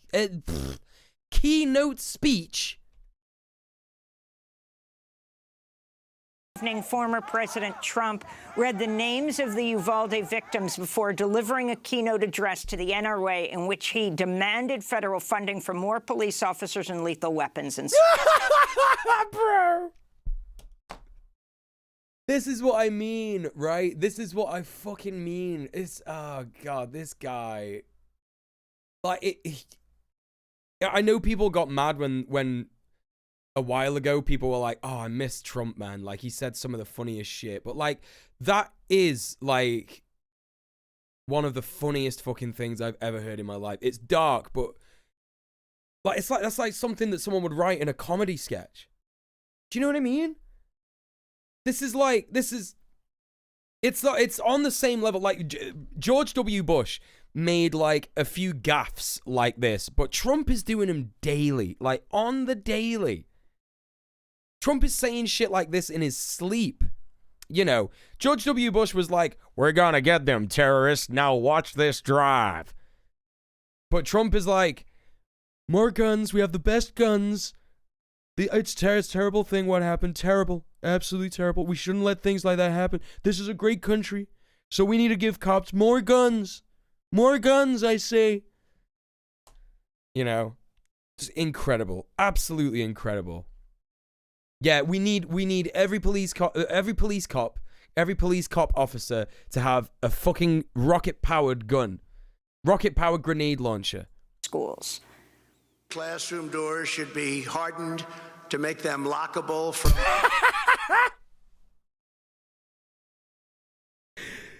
The first sentence. Just like the first sentence. What the fuck? The inside and closed to intruders from the outside. And above all, from this day forward, every school in America should have a police officer or an armed resource officer on duty at all times. Bro, it's like, you know why he's saying this stuff as well. He's at the NRA conference. You know, he's at the NRA conference and he's like, more guns, more police officers. We should have a tactical Navy SEAL in every classroom. Because that means that the NRA will be selling more guns to the police. That's just going to kill BIPOC kids. F Trump and the NRA. That's right. Fuck Trump and the NRA. Thank you, Anonymous, for the £5. I don't know why that's gone off the screen.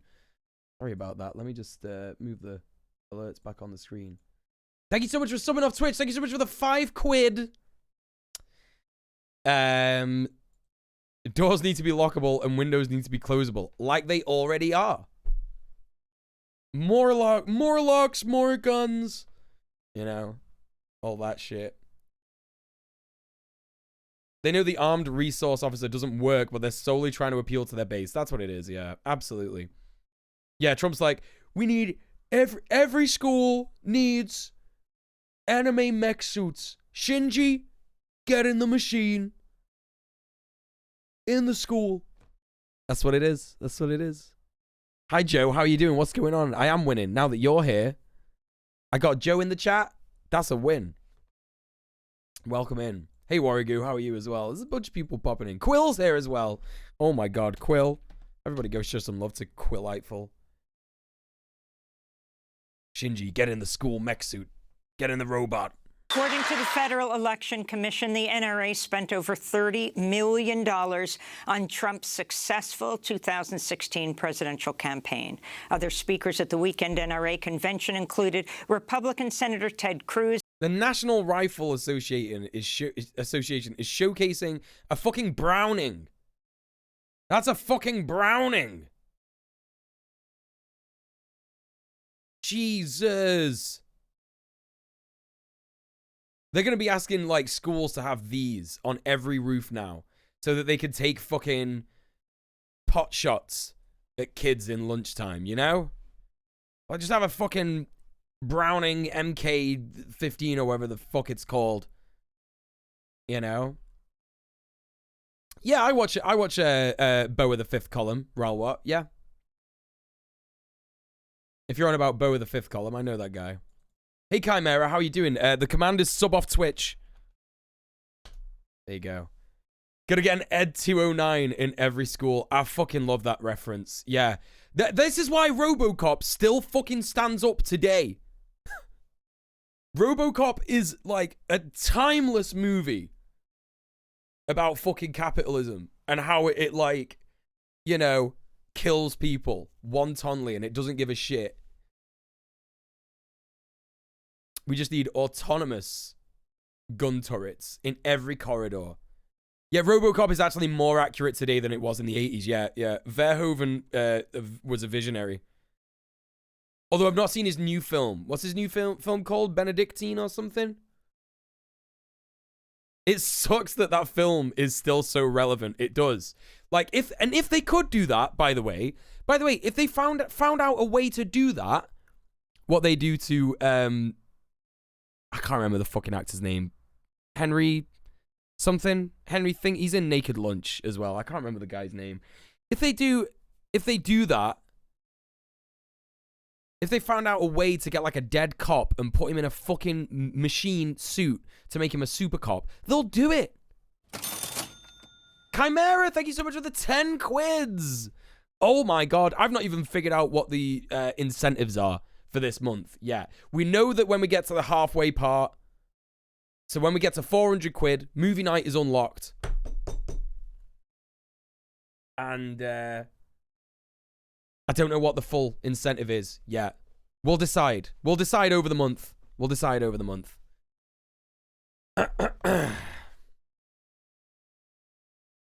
This makes so much sense. I watched Flesh and Blood easily. I guess all his films are like that. Oh, recently? I don't even think I've seen Flesh and Blood. RoboCop good, Alien good, Starship Troopers good. They've all got really good anti-capitalist, anti-fascist messages, yeah. Really, really good.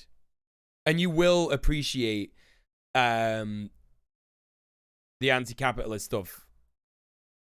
If you rewatch it now, you will. You have 30 seconds to comply. That's right. That's right. Of Texas South. The movie night has not been unlocked for May. Movie night was not unlocked for May. Let me change that command so that it says June. June. Oh, we could watch Dune.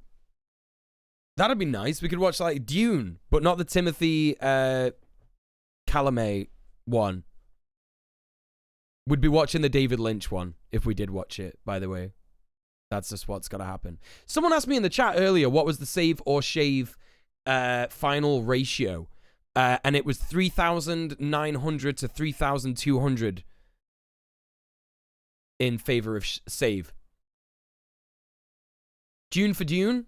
Yeah, the Lynch one, yeah. The David Lynch Dune. The David Lynch Dune, yeah. It's kind of fucked. Miura says that Rutger Hauer's performance in it is a big inspiration for Guts. That's so cool!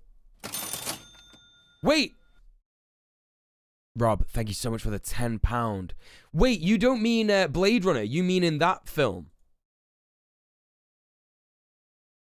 Rob Arts, thank you so much for subbing off Twitch. And thank you so much for the dono, supporting the stream.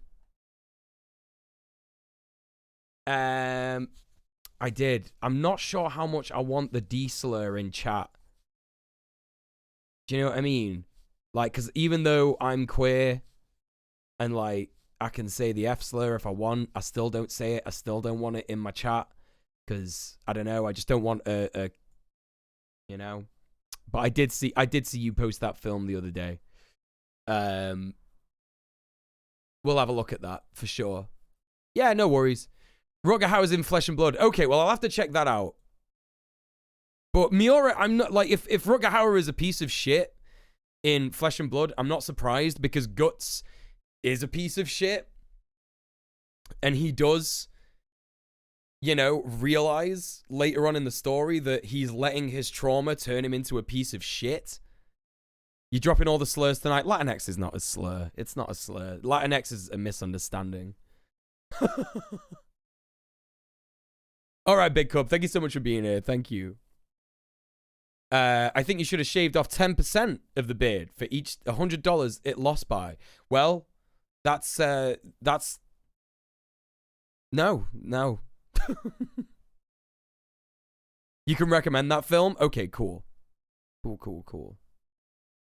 Well, I'll definitely take a look at it. I'll definitely take a look at it for sure. Yeah. But yeah, Guts is supposed to be... Listen, don't mind me if I go on a berserk tangent because I am literally, like, obsessed with it. I've got volume 6. Do you want to see them all? Fuck it, I'm showing you. I don't care.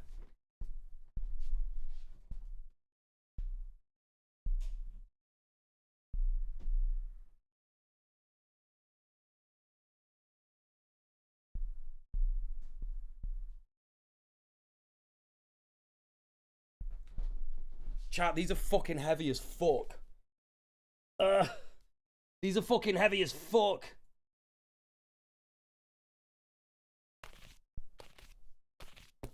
They're all upside down as well. I need the last 3. Get your berserks out. It's fucking berk time. Oh god. They're so fucking heavy. Yeah, I'm gonna be making a listen, you can get updates like this more regularly if you are a patron.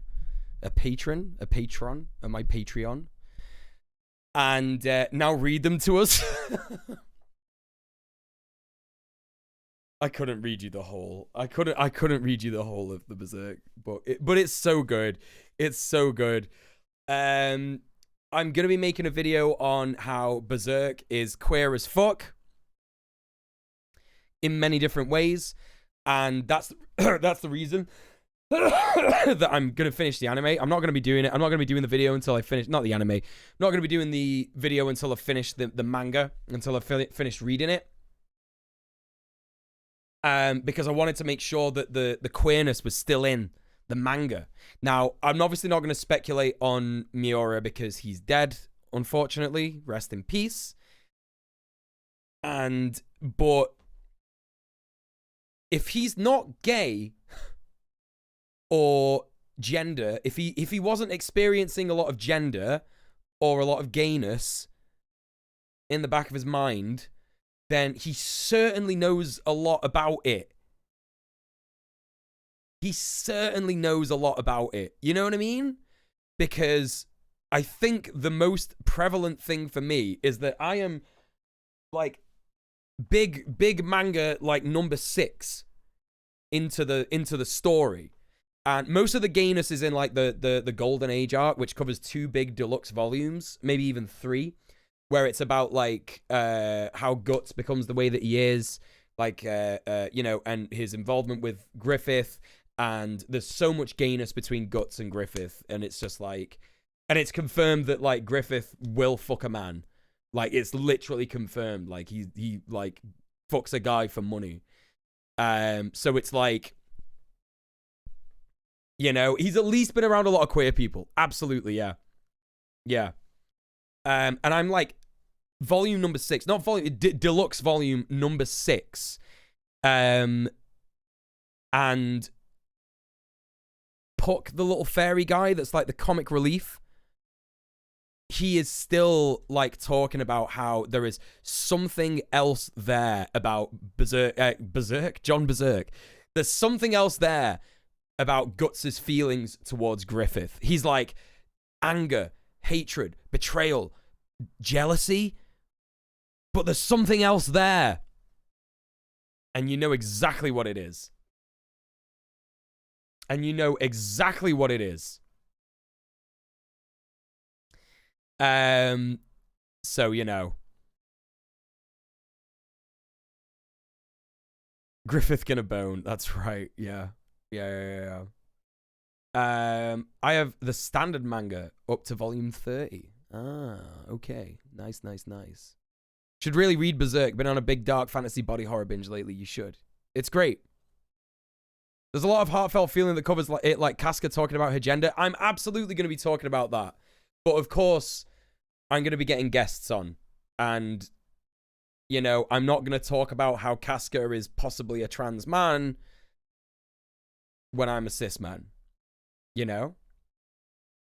Hey, Guts, care to engage in a homoerotic water fight? Oh, yeah, for sure. Yeah. He is, yeah, that's, someone said it in the chat earlier. I don't know if I missed it, but, yeah, it's not subtext to say that Guts is deeply in love with 2 people. Deeply in love with 2 people.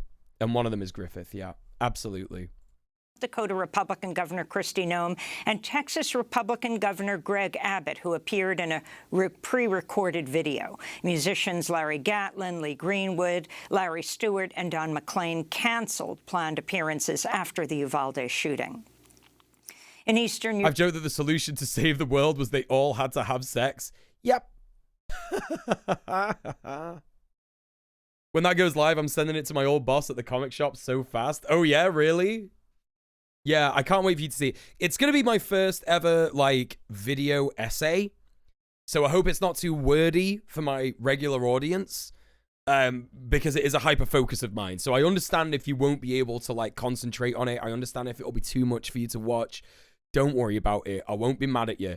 But yeah, it's going to be my first ever, like, quote-unquote video essay. But I'm still going to try and keep it as short as possible. I think possibly 40 minutes. Thank you for the follow. Imagine Guts in a polyam relationship with Griffith and Casca. That would just be the best. That would have been the best. You know, for me, Berserk is a story about queer trauma, right? It's a story about queer trauma. It's about how unresolved queerness and attraction can result in some of the worst trauma. You know what I mean? He loves telling the dude bros who buy hyper-violent stuff that it's a little bit gay. Pretty much every... Like, I am obsessed with hyper-violent anime from the 90s, but I'm also obsessed with like, really, really soft anime from the 90s.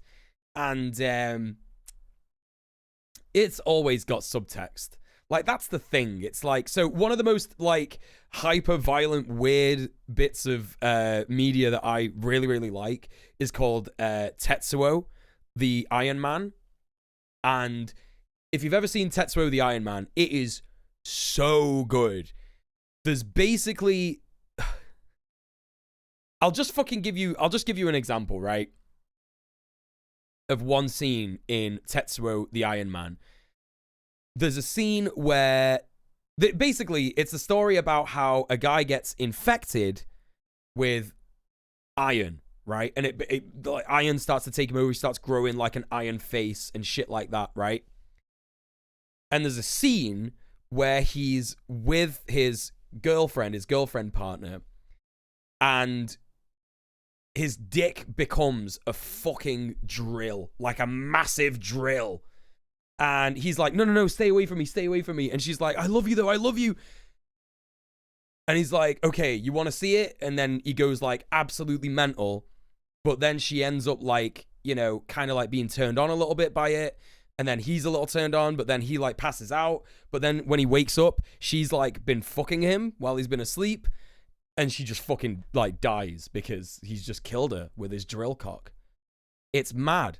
But that film is super gay. It's so gay. It's like he's like coming to terms with his gayness. When he's like growing all the metal off him and shit like that. And maybe it's I don't know. There's so much to say about Tetsuo. There's so much to say about it. It's great. It's great.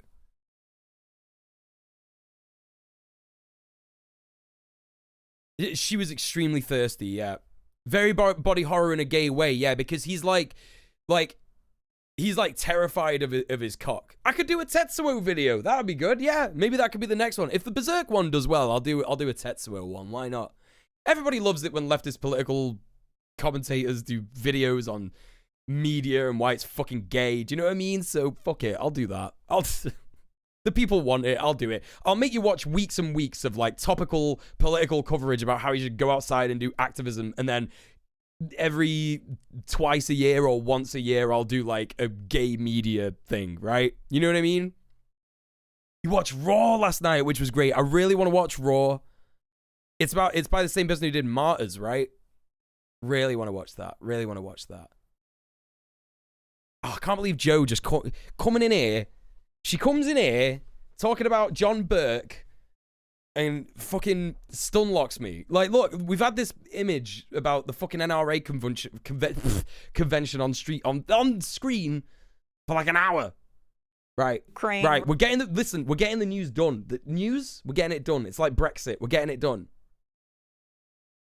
Oh, is it a different director? Right, okay. Russian forces have entered the city of Severodonetsk and are battling Ukraine's army block by block. Witnesses report as many as 200 shells are falling on the city every hour, preventing rescue crews from counting the growing number of dead. Among those killed was French journalist Frédéric Leclerc-Imhoff, who was hit by shrapnel from a Russian shell that pierced the army. Oh, she did Tatane. Oh, right, okay. Right. Evacuation vehicle he and his colleagues were riding in. Ukraine's government says at least 32 media workers have been killed since Russia invaded in February. Reporters Without Borders Director General Christophe Deloire condemned Russia for the death. Okay, so It's time for a tiny, tiny Russia-Ukraine stun lock. Tiny, tiny one. And that's only because I have organized issue 96 that came through a couple of weeks ago in the post. So bear with me while I grab that.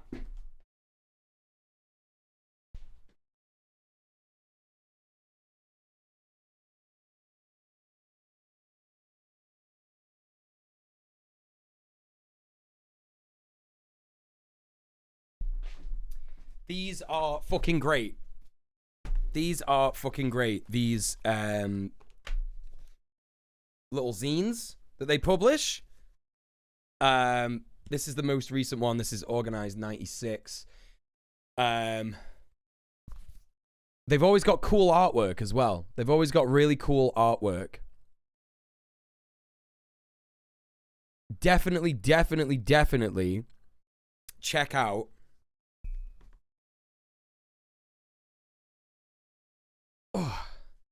everyone in the chat is like, who's Joe? And Winter Mute is like, it's me. It's me.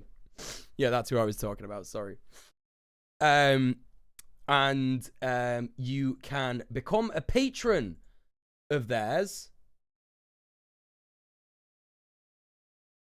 Let me just hang on a sec. By subscribing to the Anarchist, pledging to the Anarchist Federation for as little as £1 a month. And they have some really, really, really good stories in there. Like, this is the shit that you need. This is like, you know, when we talk about seizing the means of communication, like shit like this, independent leftist news. Forget Twitter. You know what I mean? I know there's a lot of cool journalists and there's a lot of cool people doing stuff on Twitter, but this is where you want to read your depressing stories about how bad things are. But the good thing about it is that it's all very, very good and very, very thorough. And it has information there about how to actually do good stuff, right? Right? So, for example, something that a lot of people need, a lot of Western leftists need, me included, Ukraine and anarchist approach, or anarchist approaches to Ukraine. This is very, very good and very, very thorough. And it has insight from Ukrainian anarchists, even some Ukrainian anarchists. Because here's the thing, what you've got to remember is that not everybody fighting against Russia, the Azov battalion, because that's what us Western leftists see a lot of the time. And it's really easy to get like drawn into this narrative that Russia wants us to be drawn into, which is, oh, they're all Nazis, so it doesn't matter. But there's lots of anarchists in Ukraine. It's like a very like, you know, it's a very, very, you know, it's got a lot of history with communism and anarchism and stuff like that. I'm just trying to find the thing. Yeah, fuck West-splaining. This is very good. This is very, very good. There's all sorts of really cool things here. And so it touches on that in the main body of the publication this month. And then it also comes with some mini-zines. Look at that. There's 2 mini-zines that come with this. So background on the Russian invasion. So you've got like Russia and Ukraine. 2 different mini-zines. And yeah, they're very, very good. So please support Anarchist Federation. Like I said, on Patreon, only £1 a month. And you will get every issue of this as it comes out. It's every 6 months. I don't think it's available in the US. I think it's only available in Britain. It might not be available in Europe. I'm not sure. Let me have a look. It doesn't say it straight away. So, yeah, I'm not too sure. If you're not in the UK, don't worry about it. But if you are in the UK, this is the shit that you need. 100%. We need to make one here stateside is what you're saying. That's absolutely what I'm saying. Or at least find someone who does something similar. Because this is the thing. It's like we're never going to see. We need to stop. Like, I guess this is like an important thing to mention regarding like the BBC. Is it available in PDF? People say that they have it in the PDF. So if you could get it in PDF form, you absolutely should as well. You know, it's like we were. It's a great way to sort of link in what we were talking about with the BBC before and other media. Like it's pointless most of the time engaging with the media, especially when it's controlled by people whose agenda aligns with that of capitalists and imperialists who control us, right? So we need to not worry so much about that. We need to start making our own media more and more and more. We need to start making the good news, because at the end of the day, like, everybody cries about capitalism and how it's shit and imperialism and stuff like that. But the good news that we should all be spreading is that there is an alternative, and the alternative is communism, and it's not a dirty word. You know, the alternative is communism. The alternative is anarchism. These aren't dirty words. They have meanings, and it's what humanity needs, right? You could say to someone like Joe Rogan, and we know this because we've discussed this on the channel before. You could say to Joe Rogan, all the tenets of communism, and he would be like, yeah, that sounds really good. But because it's called communism, he would be like, oh, iPhone Vuvuzela, you know? So it's one of those, really, isn't it? You can we can give people the good news that they want to hear, which is that the world can be a great place, and we can found our society based on love and care for each other. We just have to do it. So we finished the news. We've not finished the news yet, no. Sorry, like I said, tiny little stun lock about Ukraine and Russia, but this is what you want. Also, hi, Mr. Dank. How you doing? Welcome in. Absolument révoltant. Okay, but have you considered 10 million dead Charles Marx? I've not considered that. That's a good point, Joe. I don't think I'm a communist anymore. Pack it up. Pack it up, gang. The show is over. It's absolutely revolting to see that in this conflict, there has been a continuous disdain for the Geneva Convention, that civilians are being shelled, that journalists, who are civilians, are being shelled, even though they have the right to protection according to international law. The European Union has pledged to impose an embargo on most, but not all, of the oil it imports from Russia by the end of 2022. European Commission... Yeah, they always talk about... that's a good point, Divided. Like, they always talk about anti-capitalists... Sorry, anti-communists always talk about how the bad things about capitalism are communism. And it's like, no. All that stuff, that's just capitalism, you know? Can I link Anarchist Federation's Twitter for the interested? Of course you can. Cynthia, thank you for asking. Hey, Cat, made entirely of urine. How are you doing? You have 5,000 beats. What is this, like 5,000 beats these nuts? What is this? I don't know what you want about. President Ursula von der Leyen announced the emerging deal in Brussels Monday. This is very important. Thanks to this, Council should now be able to finalize a ban on almost 90% of all Russian oil imports by the end of the year. This is an important step forward. Oh, the stream point. Yo, I forgot about that shit.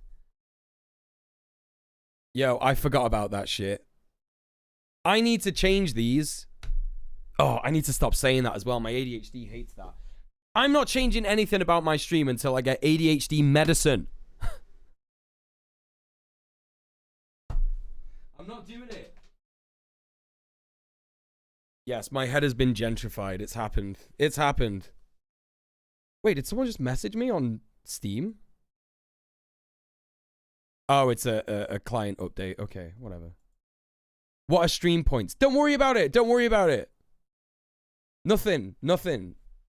They don't mean anything. They don't do anything. Don't use them. No. Don't do it.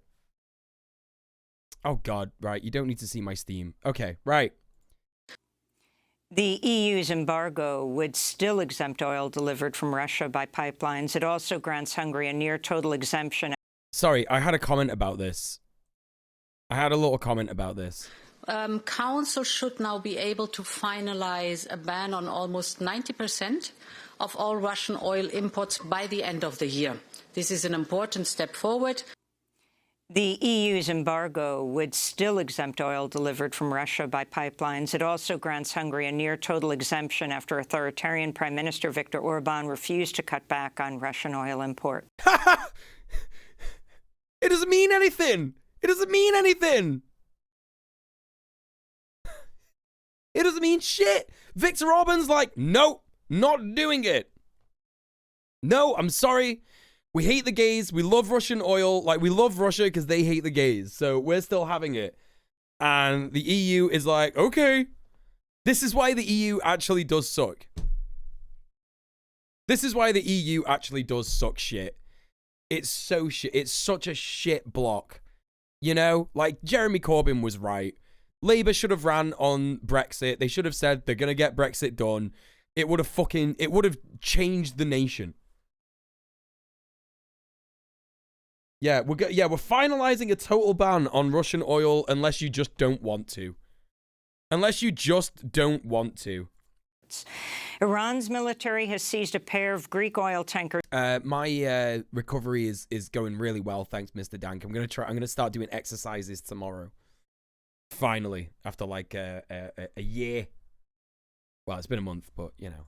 In the Persian Gulf, Iran's Revolutionary Guard Corps says it took the action after Greece recently impounded an Iranian tanker and confiscated its oil, reportedly at the request of the United States, citing European Union sanctions. So, here's the thing.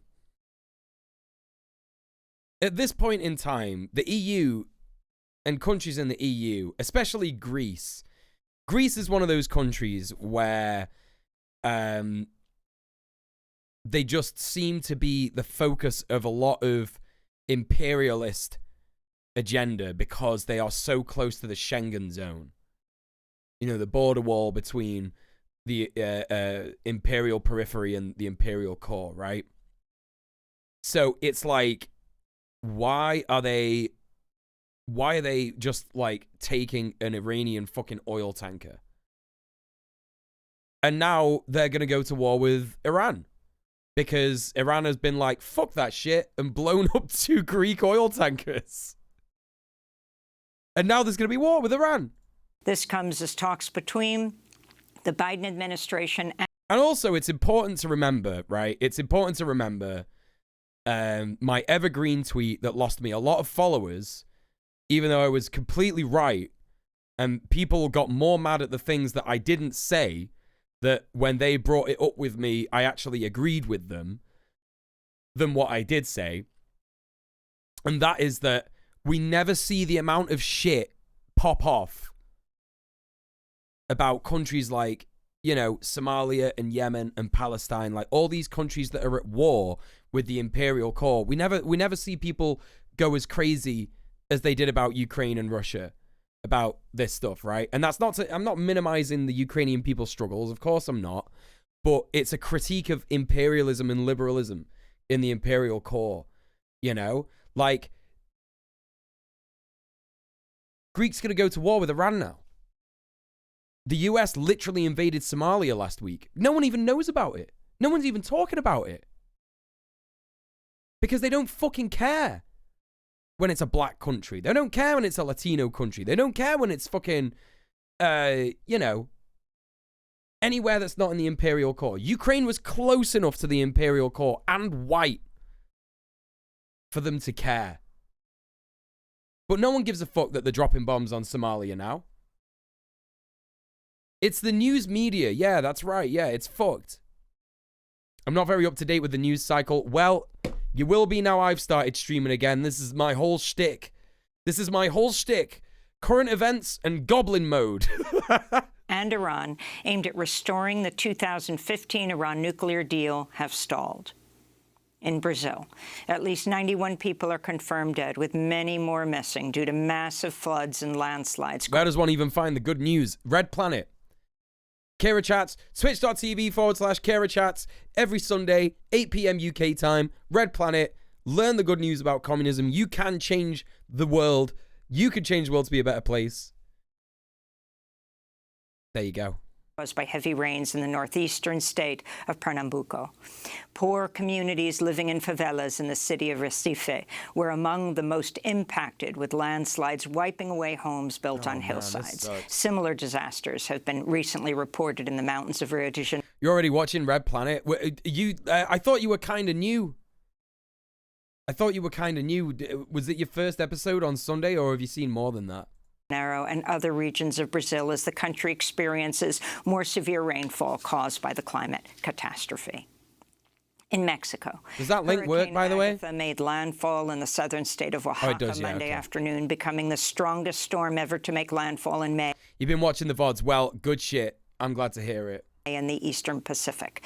The region, which is home to many beach towns and fishing villages, was hit with torrential rains causing mudslides and power outages. Oh, man, that sucks. The South Pacific island nation... Just realized that I don't have CC on for this. I'm so sorry, gang.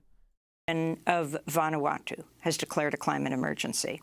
Vanuatu's parliament unanimously passed a resolution Sunday introduced by Prime Minister Bob Loughman, saying the climate catastrophe is undermining the fundamental human rights of present. See, this is what fucking happens when I've not streamed for a while.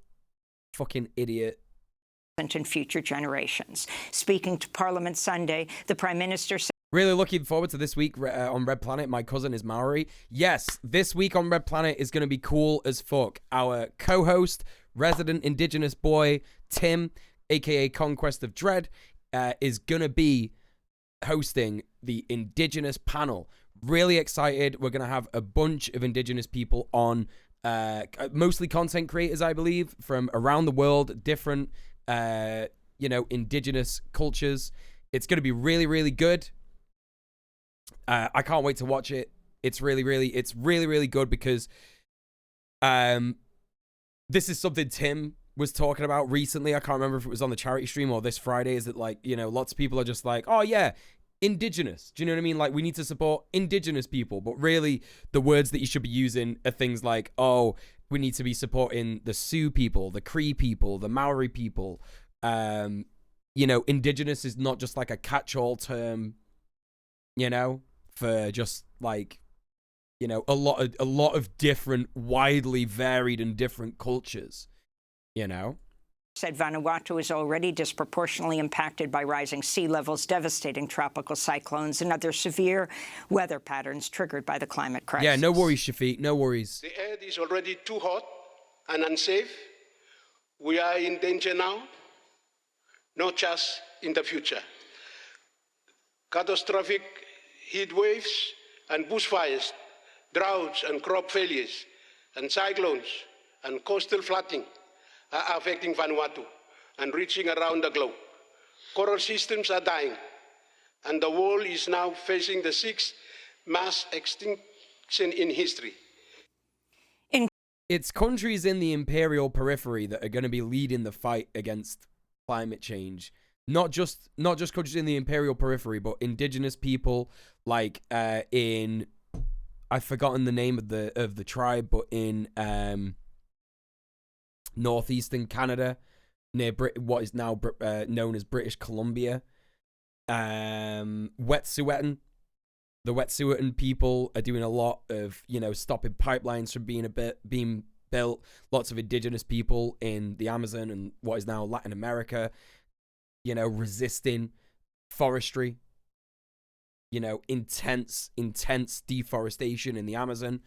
And it's like really, really, really important to remember that the Imperial Core is obsessed with ignoring these people because they want to bring about climate leviathan. They want to bring about a liberal future where they just keep doing what they are doing to the climate as long as it makes a profit, because that's all they care about.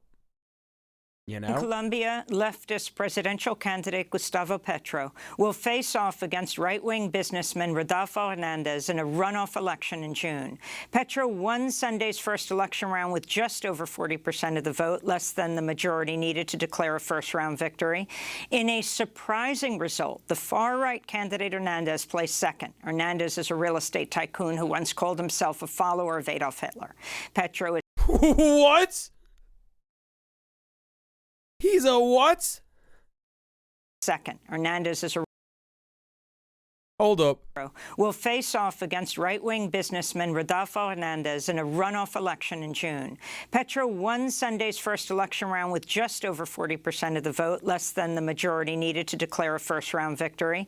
In a surprising result, the far-right candidate Hernandez placed second. Hernandez is a real estate tycoon who once called himself a follower of Adolf Hitler. A landlord. He's basically, so not a landlord, but like an enabler of landlords. An enabler of landlords. Surprisingly, the Nazi was defeated. No, that's not what she was saying. She was saying, surprisingly, the Nazi got a lot of votes compared to the other parties. And came second. You know, this isn't just like the conservative opposition. This is like a fucking fascist. Do you know what I mean? That's got to be something to do with US intervention. They can't keep their fucking hands off Latin America because they know that as soon as a country in the imperial periphery becomes communist, becomes socialist, becomes left-wing, that loads of other countries are going to follow suit. And then that will cause rot within the imperial core. They can't have... They're running out of arguments already because they can't really use the Cuban argument anymore. You saw that guy get absolutely cumstered on Twitter today when he was like, anyone who disrespects the national anthem should be forced to spend 10 days in Cuba. And it's like, bro, that would be a dream. They have free healthcare. You know what I mean? You know what I mean? God damn it. Petro is a former guerrilla member who has vowed to fight worsening inequality in Colombia with landmark policies, including a tax reform and redistribution of pension savings. Former guerrilla member? This guy is fucking based. What a Chad. This guy was fighting with fucking death squads and shit. This is fucking sick. What a fucking absolute Sigma Chad. Yo, I didn't know this about Petra. His running mate is the Goldman Prize-winning environmental activist Francia Marquez Mina, who would become Colombia's first black vice president if they won. Both Petro and Mina have received several death threats throughout their campaign. We'll have more on Colombia's presidential election later in the broadcast. China's begun to ease COVID-19 restrictions in some of its largest cities. On Monday, workers in 2 districts of the capital, Beijing, were allowed to return to offices after authorities lifted. I'm not going to wear the long wig just while we're doing the news segment, because this is like serious stuff. And if I'm wearing like a long wig as like a bit of a joke, do you know what I mean? Not even really like a joke, just like whatever. Like, you know, it's a bit silly. Like, I just, you know, it just doesn't feel right. So I'll do it in a bit when we're watching the Goblin stuff, if that's all right. Some work-from-home rules and reopen public transit. Meanwhile, officials in Shanghai say they're preparing to lift a strict 2-month lockdown on June 1st. Chinese President Xi Jinping has ruled out ending China's zero-COVID strategy, even as the nation struggles to stamp out its worst wave of coronavirus infections since early 2020. Here in New York, another prisoner at the Rikers Island jail has died. New York's Department of Corrections says 20-year-old Emmanuel Sullivan was found bleeding from the nose and unresponsive in his cell Saturday afternoon. The cause of death is reportedly under investigation. He's the 22nd Rikers prisoner to die since 2021, and the 6th Rikers prisoner to die this year. And prisons are just fucking like when we were doing Red Planet.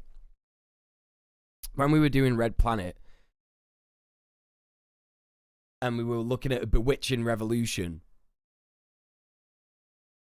And we were looking at prisons. It was just like, this is the worst shit.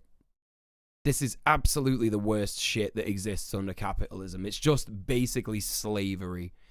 You know. And people make out all the time, like, there's so much propaganda about prisons. Like, oh, they're filled with, like, murderers and rapists and shit like that. And there's just, like, no opportunity for rehabilitation and whatnot. And shit like that. So, you know, it just sucks. Prison's just fucking, it's just the worst shit. In response, community organizer, Rikers Island survivor... Wage slaves stand with cage slaves. That's right, yeah. When Santana said in a statement, quote, this tragedy should show every... And you know what I've just realized, chat? I think, like, the long wig redemption, I think I'm going to stop doing that, just in general. Because when I started it, I thought, oh, you know, bit funny that. a guy wearing, you know, a long wig and shit like that. It's not like the other hats. You know, wear the other hats because they look nice or whatever. But, like, the long wig was always there as a bit of a joke. And I think that's pretty transphobic, innit? When I think about it. You know, guy wearing a wig kind of thing. So I think I'm just going to not do that ever again. Yeah, just a bit of a self-reflection moment there. Judge, prosecutor, and elected official who's ignored this truth before. Rikers is a death sentence. We don't need plans to create plans. We need action, and that action must include releasing people from the custody of an agency that cannot or will not keep them alive, unquote. And in labor news, at least 100 Starbucks stores have formed unions across the country. The historic milestone comes after 2 Starbucks in Seattle and 1 in Birmingham, Alabama, voted to unionize last week. Starbucks executives have responded with a campaign of retaliation against union efforts. The National Labor Relations Board says more than a dozen Starbucks workers have been illegally fired, as workers at hundreds of stores have filed. Hey, Eric, what's going on? For union election. Good on you noticing that. Loads of people wouldn't even hear it if told it to him. Yeah, I mean, like, you know, like, being an ally is, like, trying to notice that shit. Do you know what I mean? Trying to be aware, as aware of that shit as you possibly can. Like, when I said it out loud to myself just then, I was like, yeah, that's not okay. That's not okay. Okay. Starbucks continues to be completely terrified of this. This is the best shit in the world, and we need to be supporting Starbucks unionization as much as possible. And it says so much when you have pricks like Haz, not just being a transphobic piece of shit to, like, my good friend Sophie, but also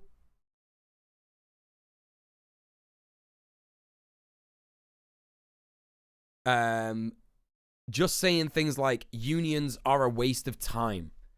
Like, that's just like an extremely mask off moment, right?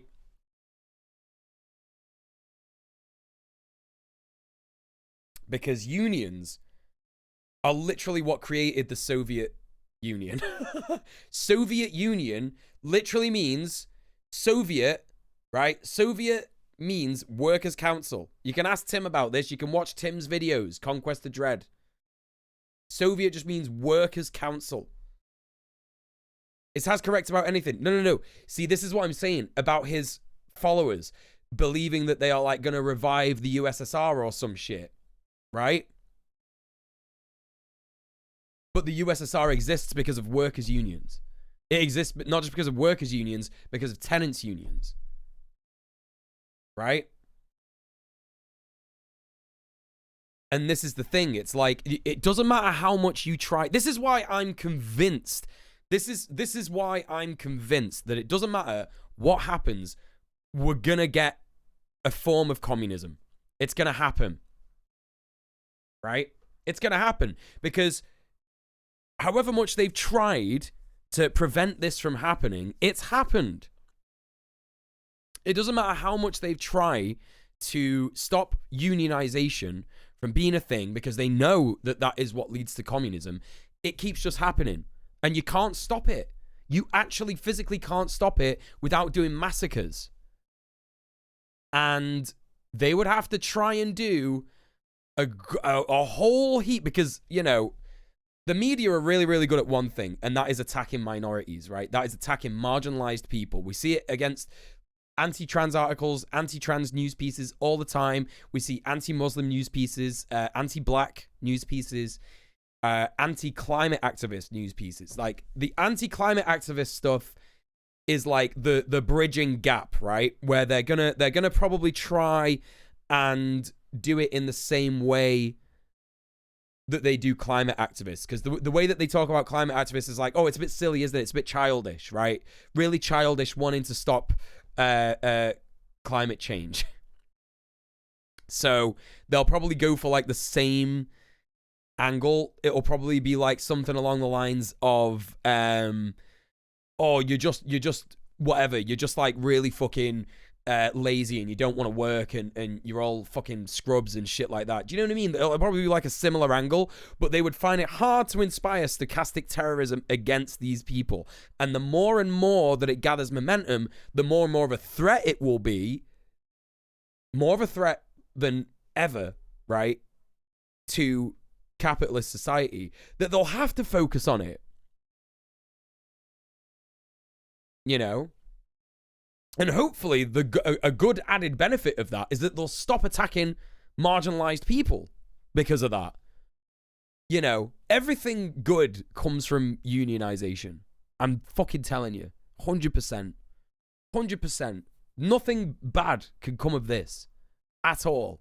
Unless they get involved in like a yellow union or something like that. Do you know what I mean? It's just one of them. I'd love the entire world to be Cuba unapologetically, even if it isn't perfect. Yeah, but it is actually perfect. That's the thing about Cuba that everybody like gets wrong.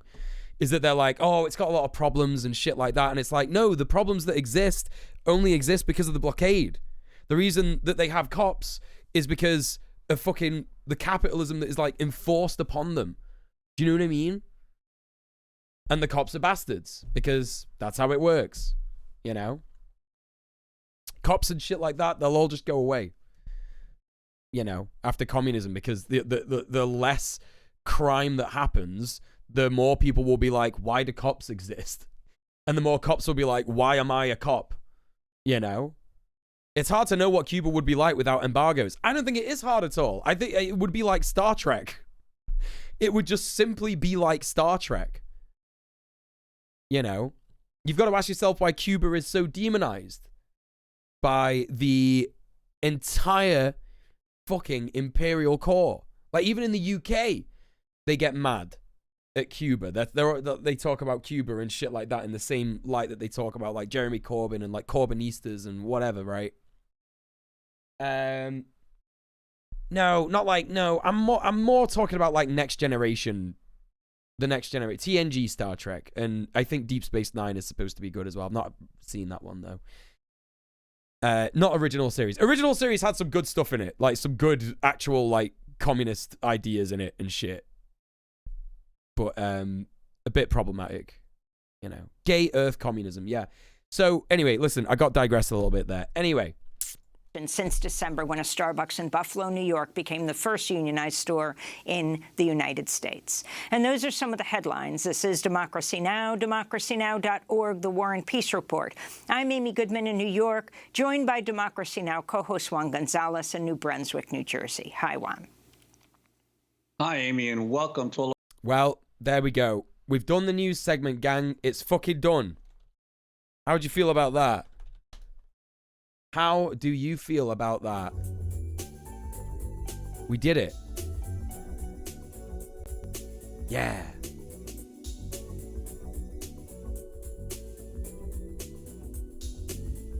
No more news. No more news till tomorrow now. Even though I've been streaming for like 2 hours, 2.5 hours already. Oh, God. That's so bad. Yeah, cool to hear about Colombia. Yeah, for sure. For sure. Laser Terrestre. Viva Cuba Hister 29 Marcinho. Hister 29 Marcinho? Wait, is that a channel that talks about Cuba and shit? I'm gonna follow that person. Thank you so much for the 5-month sub, Laser Terrestre. And yes, I agree. Viva Cuba. Viva la revolution. We've fired the CEO of news. That's what's happened now. Yeah, we've done that. We're going into the next section of the stream. Now, because this is my first day back.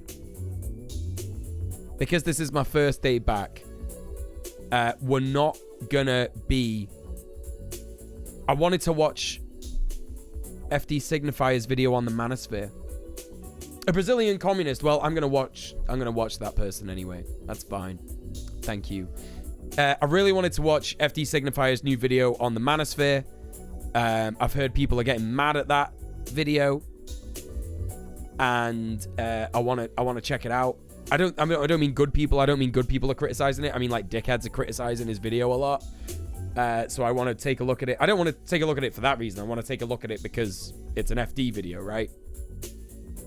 So we're going to watch that tomorrow. I'm going to be live by a lot earlier tomorrow, gang. So apologies for being late again today. But we are going to have some goblin time. I know you want it. I know that's what you wanted.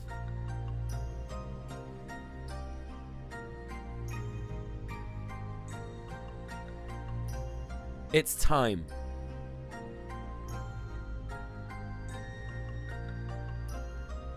We love our goblin boy. He's back.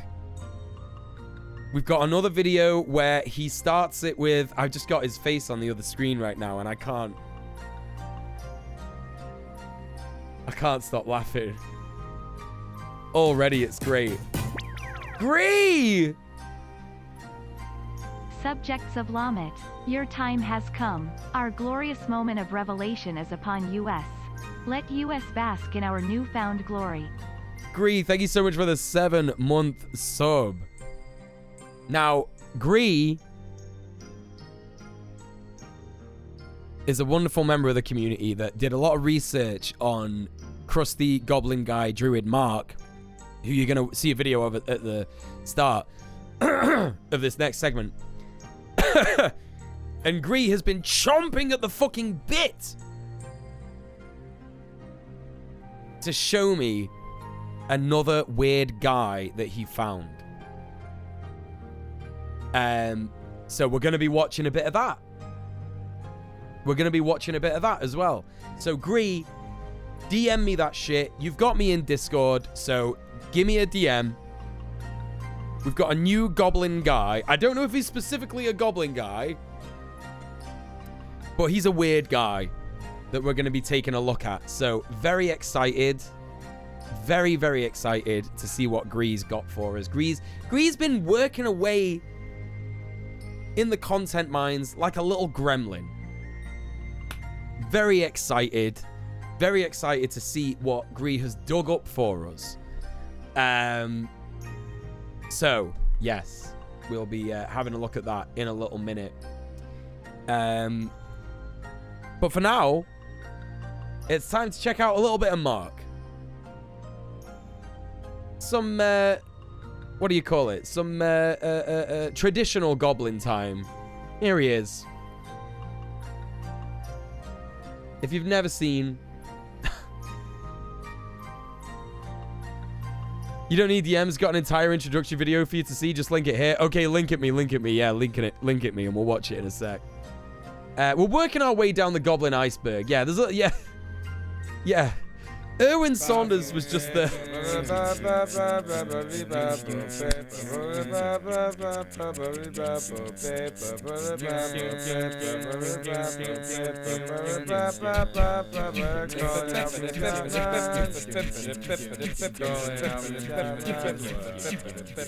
Oh, yeah. B-Rat, thank you so much for the 3-month sub. MX Clo heck yeah DJ Muel egg. Oh, yeah, that's what I like to see. Mix Chloe B, thank you so much for the raid. Gang, if you don't know Chloe, please go show Faye some love. Faye's an absolutely phenomenal streamer, good friend. Also, Faye's my mod. Faye's my newest mod. You don't actually have to be my mod anymore if you don't want Chloe, but, you know, if you do, yes, welcome to keep the sword, you know? But please go show Faye some love. Here is a link to Chloe's stream. But if you're coming in from Chloe's stream and you don't know me, my name is djmuel. My pronouns are he, him. I'm a leftist political content creator. I'm also a Soulsborne streamer. Hi, smiley face. Hi, smiley face, Kara. Is that beautiful, sweet Kara chats in my chat? Subscribed for 4 months to me. Thank you so much, beautiful, sweet Kara. She is amazing. You could ban Kara if you wanted to abuse my power. Don't do that. Don't do that. Don't do that. What was I on about? What was I talking about? You've joined us just at the right time. You've joined us just at the right time. We've just finished the news segment. The news is done. No depression. There's no depression in this stream. It's goblin time. It's goblin time. Crimson Tinted, thank you for the sub. Appreciate you. Gang, listen. I know what Chloe and Kira's community is like. Listen. I appreciate the subs. But don't start a hype train. Don't fall for it. Don't let Twitch do it to you. If you are going to spend money on the stream, I ask you to please consider donating via the sub off Twitch command in the chat. I don't like giving money to Twitch for most reasons. One of the reasons is they take 50% of your dough, and I would like all of your money, every bit of it, 100%. I don't want 50% going to Twitch. And the second reason I don't like doing that is the reason I'm going to tell you I don't like 50% of your money going to Twitch, and that's because when the Buffalo shooter, you all know about the Buffalo shooter, decided to stream his racist murder of fucking black people, he chose Twitch as the Twitch, as the, you know, that was the place he wanted to do it. Goblin time? Goblin D's nuts? That's right, I Ghost. Thank you so much for the 2-month sub. Now listen, if you want to sub because you don't like ads and shit like that, that's fine. I appreciate the subs anyway. I really, really do. But just consider the Buffalo shooter wanted to stream his murder of black people on Twitch. And Twitch haven't said anything about it. And this is just a long list, you know, one thing in a long list of things that Twitch has done to make this platform a haven for white supremacists and bigots, right? It doesn't do anything to protect marginalized streamers, right? So that's one of the main reasons I asked you to sub off Twitch. So please, if you're going to give me money, please consider doing it via the sub off Twitch command in the chat. There's the command right there. Think about it. Please think about it. If you want to learn more about what I'm talking about, I'm actually, my first video back to YouTube after being sick with COVID is actually going to be about what I just spoke about in further detail. I'm going to be detailing all the things that has led up to this. That's going to be out next week, probably Monday, Tuesday, something like that. But if you want to get involved with my YouTube channel, shit, I fucked up that command so bad. ADHD hands. There you go. Check out the YouTube channel. It's there. youtube.com/c/djmuel. That video will be out next week. And I'm going to be talking about how there are definitely white supremacists in your Twitch chat. Probably less likely a video for someone like Kira or Chloe because both of them know, like, you know, the score and shit like that. It's more addressed to the wider Twitch streamer people, right? It's going to be a video specifically for every gaming Twitch streamers, a lot of whom I know because that was the kind of Twitch streamer I used to be. And, you know, I still do a bit of Soulsborne streaming every now and then, right? So anyway, listen, that's the serious stuff out of the way. I was just like, no depression. When everyone came in just then, I was like, no depression. I was like, no more depression. And then spoke about something extremely depressing. So we're going to move on now. This is our guy. This is our, if you're wondering who the fuck is this just smiling while I've been talking about this incredibly serious shit, this is our boy Mark. And Mark, oh boy, we love this guy. He's a goblin guy.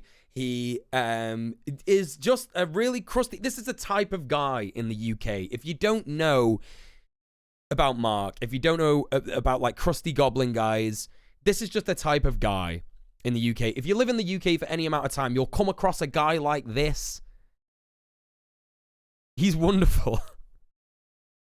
He's extremely wonderful. If you're here from Marina's stream, you'll know about Mark. I think Marina's watched Mark's video.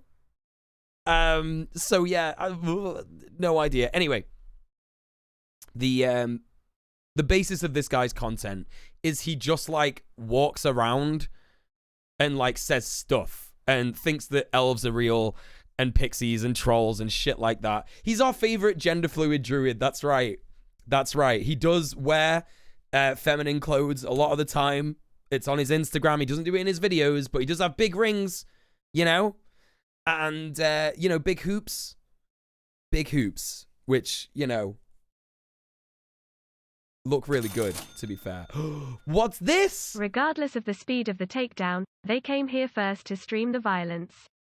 Twitch must do more, and have not. Thank you, Crimson Tinted. Not just for the 15 quids, not just for the 15 pounds quids, but also for the absolutely pertinent statement for the TTS lady to get out. Thank you very much. Appreciate that. Thank you for subbing off Twitch. Thank you for supporting the stream. Right, so this is Mark, inventor of communism.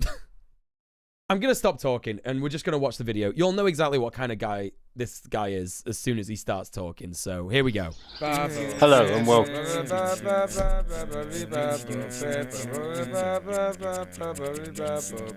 I'm not going over all that again.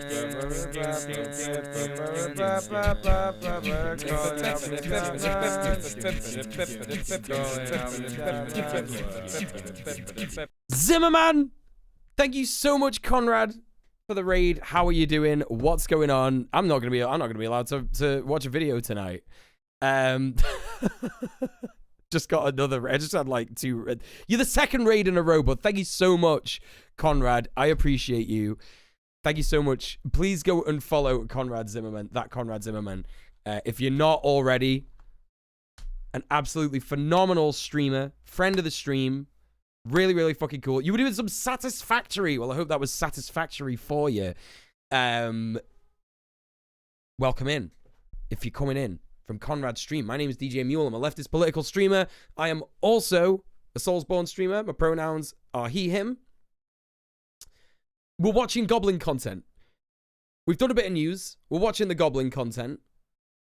That's what we're doing here now. Yeah. That's it. That's all I'm going to say. Nice and easy. Watch and enjoy. Is that the DuckTales Moon theme? People are asking me what the raid song is a cover of. All right, little aside. All right, I will do a bit more talking.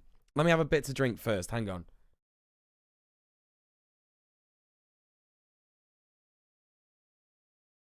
Spitting fucking feathers.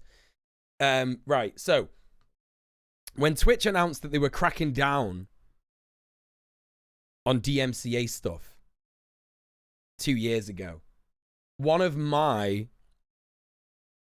raid alerts was the theme to Scatman's World. Because one time on a stream, hell to pay! Goblin time. It is Goblin time! Thank you so much for the £12.43. Now we're at $69.99. That's very nice. Best price, lowest price, dropping those prices, $69.99. You can afford it here. Thank you so much for subbing off Twitch. Thank you so much for supporting the stream. So, one of my raid alert was Scatman's World by Scatman John, because I love Scatman John, and Scatman's World is actually one of the most based tunes of all time. If you listen to the lyrics, it's fucking great. And so, I thought, fuck it, I'll have to change it. But obviously I was depressed, because I didn't want to have to change my alerts to be, like, non-DMCA-able. So I did a very, like, lackluster cover version of it that's all a cappella. It's all me doing all the sounds, basically. So yeah, that's what it is. And the reason that it was a raid alert to begin with was basically because at one time when I was streaming Minecraft, I just like sung it a bit funny, and my friend the Stone Man made a little edit of it, and it was funny. But there you go. Anyway, welcome. On to the video. Watching a goblin guy. Gatman, no, not that kind. Yeah, that's right. It's a very wet woodland. Oh, it's very wet. He's already horny. He is already horny. It's on a slope. Oh, a little cheeky edit. That's right. Oh, by the way, you know, you should go and listen. Kira gets shout outs every like half an hour in the stream because of the Red Planet shout out thing. But I don't know if you've noticed, but beautiful Kira Chats is in the chat. And you should go and follow her, because she's got the best British accent of all time, and it's very funny. And she speaks like that all the time. So you should go and follow her for that, really. It's true, that's right, yeah. Springs all around. You saw the moss. Park. I found a little vein of my favourite fungus. More people do need to know this. He is so... Look how excited he is about this fucking fungus. Look at him. I found a little vein of my favourite fungus. I love him so much. Look at that face. That's got to be an emote. I want that to be a BTTV emote right now. Look at him. Look at that guy. Hang on, I legit need to do this. I legit need to do this. Gotta save it. I've literally got to save it. Okay, I fucking love this guy. He's so fucking good.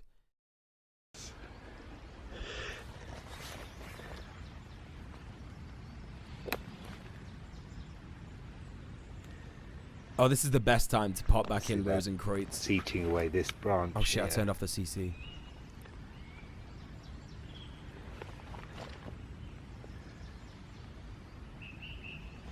And up to here, that's quite a long way. It loves damp, because I've certainly found it in damp places, and if you listen... Can you hear the running water? No. That's not a stream as such, that's water running off the side of the hill. What? But let's go down there. Let's go down there. What? What's he on about? How is a stream... How is... If water is making the sound of a stream, and, no, he is harmless. That's why it's the best content to laugh at. Because he's absolutely well, we don't know for certain, actually. But I mean, look at the frame I've paused on. Like, look at those eyes. Those are the eyes of a cold-hearted killer. No, I don't know. Look, there was one time we were watching a stream and he was mad that some people moved in near him. And he said that the fairies got mad and burned down their shed. So, we don't know, but he is mostly harmless. Like, you know, we don't know if that was an admission or like, just like, I don't fucking know. Like, if that's what he told the police, you know, fucking good luck, bro. But, yeah, no, he is mostly harmless. Like, the only thing that we don't like about him is that he's a COVID denier, basically.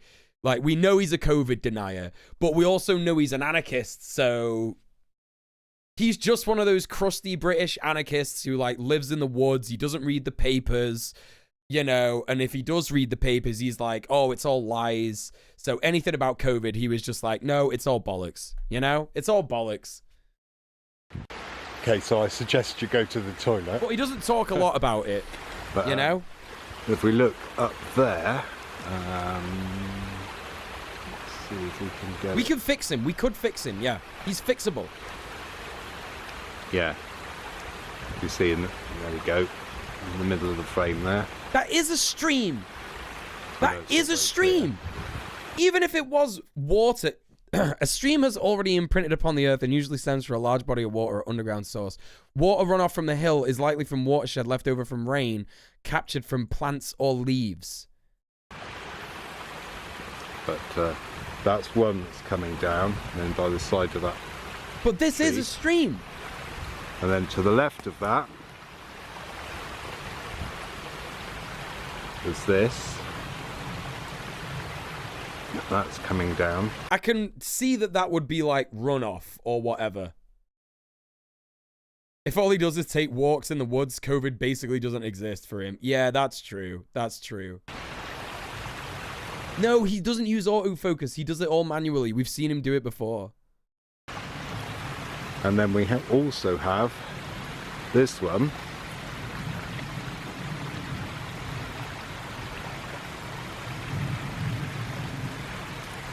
It's joining.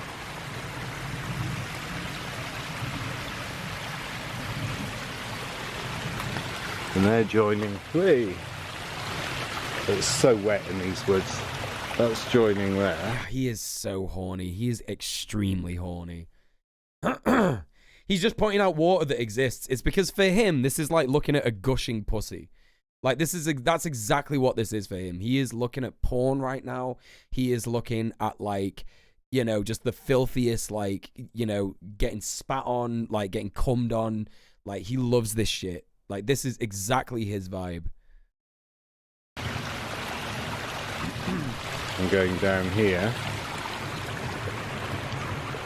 And then part of the actual path, there's a bit of a dam here. It's obviously where people try and travel over. Now I'm going to try and cross this. He longs, yeah. He longs to be engulfed by Mother Nature. Yeah, he's waiting for the day.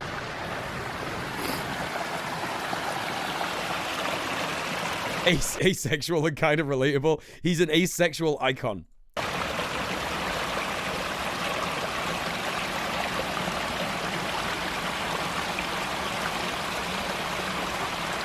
I really enjoy this, but I don't have sex with streams, I promise. No, listen, you can enjoy this stuff. It's allowed. Like, I'm not going to take the mick out of you for it.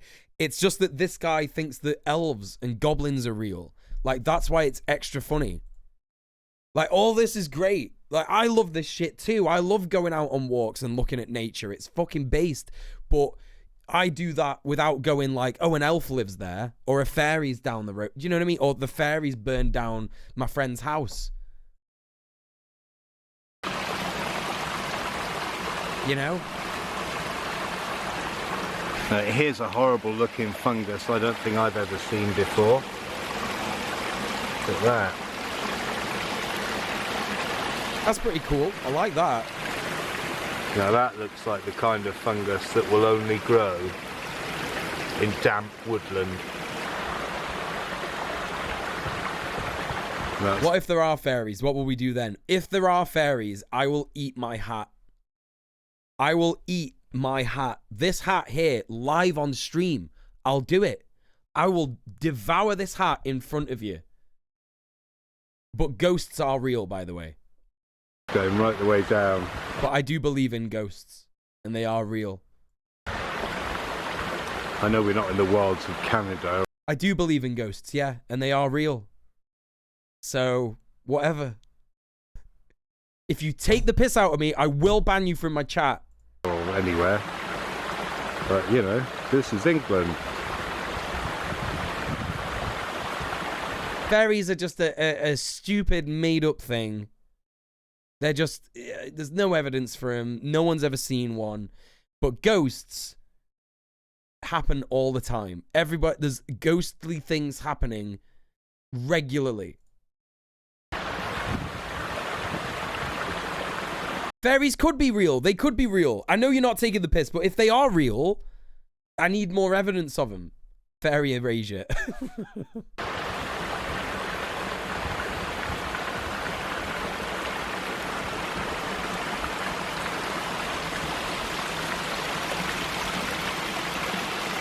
How can a fairy not be some kind of ghost? Who is the authority here? Listen, a ghost is when it looks like a person.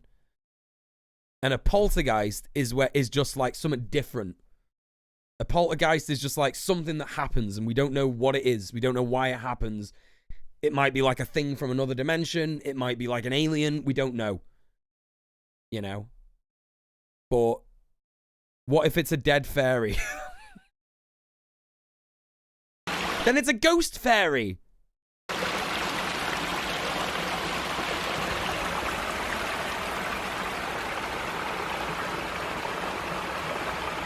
I want a ghost discussion stream. Do you have any ghost experiences to share? Yes. Yes, I do. So, a really fucking messed up one. This has only been... okay, right. Listen, let me... Okay, this is going to be a bit. Right? A little bit, right? So I'll put on some tunes. We'll go big screen for just a little bit, right? This is so stupid. Right, so when I was like 13, 14, I was obsessed with ghosts. When I was a teenager, right? Obsessed with ghosts. And all kinds of things, like aliens, all that shit, all the paranormal, cryptid stuff. I loved all that. I was like, shit, that's crazy. because I think it's because like one of the first films that I watched when I was a kid was Poltergeist, and I was so scared by the kid getting eaten by the tree that I couldn't watch the rest of it, and I went upstairs and I was sick in my bin. Right? So I was obsessed with ghosts, and me and my mum used to watch a program in Britain called Most Haunted, and I loved that shit. It was so good. Now, around the same time, and I don't know if this is like, so the is it parapsychology? In parapsychology, right? Oh, Most Haunted is so good. Listen. To make you understand why Most Haunted was so good, I actually have to show you a clip. Is it Ian and Carl? No, what's his name? Carl and... Who was the bald guy? Was it Ian? Is it Ian from Most Haunted? What was the guy's name? The bald guy. Tom and Carl, Ian and Carl. It wasn't Ian. Carl and fucking... No, Derek Akora's the fucking medium. He was the medium. What the fuck was his name? Most Haunted... Ball in a... Hang on. This is so good, this. Stuart and Carl. That's it. Stuart and Carl. So, Most Haunted, like, when you watch, like, a ghost show, right? When you watch the American ones, they suck because there's a load of fakery, and you can tell because they're like... You can tell that the producers in the, are in the room, and they're like, oh, no, you can't have just nothing happening. People need to see action. They need to see ghosts all the time. So there's loads of fake shit going on. But with Most Haunted, they literally got cancelled because they refused to do that. They were so serious about finding actual ghost footage that they were like, no, we're gonna show the stuff, right? We're gonna show the stuff that happens, and we're gonna show the stuff that doesn't happen all the time. But it was so watchable because of things like this.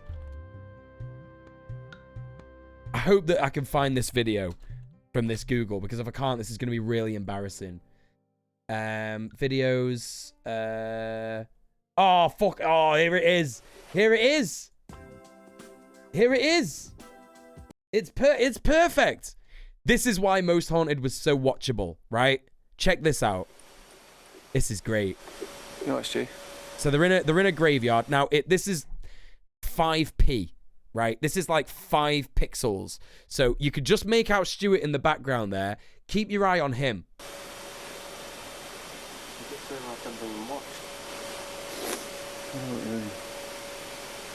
Well, I'm watching you.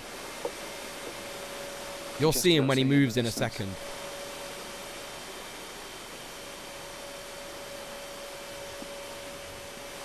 Ah! Where? Stu, where are you? Stu, where are you? What? Falling in a hole. Shit, you alright? Oh, yeah, just bang my knee a bit, that. This motherfucker. These motherfuckers are like, we're gonna go hunt ghosts in a graveyard. And this twat fell in a grave?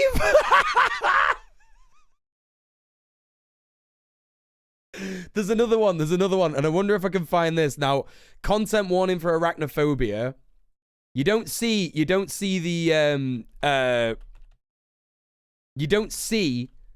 spider for like a lot of this clip. But I'm hoping this clip is on here. Hang on. Most Haunted Stuart Spider. Like, it must have this. Oh, they don't have it. Why don't they have it? Oh, that's so fucking annoying. Oh, that's so fucking annoying. They don't have it. There's like this one episode where they're in a tent and they're in America. If you want to know which series it is, right? If you want to know which series it is, it's the series where they go to America. And they're in a tent And obviously they're on a ghost hunt. So it's like that. They're like waiting for like something to make a noise or whatever and shit like that. And all of a sudden, Stuart's like, what the fuck? And there's like a spider and they're in this tent and they're like, it's a massive spider. It's going to fucking poison me because he's in America. And when British people go anywhere outside of Britain, they're like, anything's going to kill me. Do you know what I mean? They go to America and it's like, oh my God, there's going to be a spider that can kill me. So he freaks the fuck out and it's the funniest thing ever. But that's why I used to watch Most Haunted, because it's funny as fuck, right? It's funny as fuck. But also, sometimes they would capture this really interesting shit, right?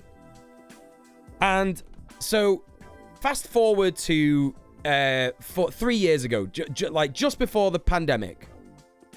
Right, fast forward to 3 years ago, just before the pandemic. And most of you know, I used to be a videographer. I used to make music videos. And we went to...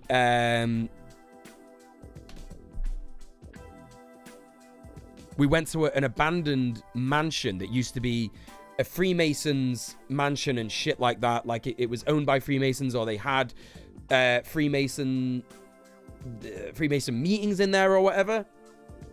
Like, old mansion going back like 500 years or something, right? And you could rent this place out. So we rented this place out to shoot a music video there, right? And when we went to do the shoot, the caretaker was like, he was trying to tell us some ghost stories. And at this point, like, I didn't believe in ghosts anymore. I hadn't watched Most Haunted in years. I was like, whatever, you know, it's probably not true. Like, it's whatever. Oh, actually, I should mention that around the time, I was about to say this, around the time that I was watching Most Haunted with my mum, my dad moved into a house. My dad was moving around a lot. And my dad moved into a house, and I lived with him a little bit in Warrington. And my dad and my stepmom, like my mum, she was all about the ghosts, right? My mum and my grandma on my mum's side, they were all about the ghosts. Try and talk to my dad and stepmom about it, fuck off. Shut up, you're mental. Do you know what I mean? Like, shut up, they're not real. Like, nothing. You could not convince my dad in a million years, right, that ghosts are real or anything like that. But he moved into this place and he said he fucking hated it there. He didn't say this while we were living there, but he said afterwards, he was like, I hated that house. And I was like, why? And it was like, when you were there, did you not feel like people were watching you all the time? And I was like, yes. Because I did have weird experiences in there. Right now, I used to play the drums. I could still play the drums, but I used to be like, that was my main instrument through school, right? And I had a drum kit in my room. And it was a bit of a cramped room and stuff. So, you know, only a little space for my drums and stuff. And like, and one night I remember I always used to put my drumsticks on the snare drum, which is a normal thing to do when you're a drummer. You just put your drumsticks on the snare drum, just rest them there, right? Now, one night when I was asleep, I remember having that feeling of eyes on me. And I was telling myself, it's not real, it's not real, it's not real, it's not real. Literally like a movie. Literally like a movie. You know when you see those movies and people are in bed and they're like, oh my God, it's not real, it's not real, it's not real. Like that. Because it was that intense. I could really feel like someone was in the room with me. It was horrible. Right? And I was fucking like tucked up in bed. Fucking 13, 14 years old or something. And this was before I was like smoking a lot of weed and everything, right? And then, out of nowhere, it sounded like someone went on the snare drum. Like, I've dealt with frequent sleep paralysis, I know. No, I wasn't asleep. This wasn't sleep paralysis. I was not asleep. I hadn't fallen asleep and woken up. I wasn't like, I could move, I could do everything. But I swear to God, it sounded like someone went like this on the fucking snare drum. And there's no way that my drumsticks could have fallen and hit it because they were on the snare drum. They were rested on the snare drum together. If anything, they would have rolled off and made like a sound and gone on the floor or hit like a metal part of the drum or something. You know what I mean? Now, if you know snare drums, the chain which makes the little like sound of the drum, because if you hit a snare drum with the snare off, it just sounds like a doom, like that. But if you add the snare, like the chains at the bottom, that's what gives it the ch, and that makes it dish, like that. So there's a extremely slim chance that the drumsticks like rolled off the drum and then bounced off the floor. They couldn't have bounced like that high. They're not fucking rubber. Do you know what I mean? They're pieces of like hickory. And like hit the bottom of the drum. That is extremely... But the fucked thing about that is that when I woke up, they were just where I left them. When I woke up the next day, they were just where I left them. Oh, you just meant the it's not real? Yeah. You felt that? Yeah. Mm-hmm. So that was my very, very real experience with a ghost, right? When I was a kid. But then years later, I just kind of like said, nah. It's not real. It's not real. But that's what brings me to this mansion, right? Now, this mansion,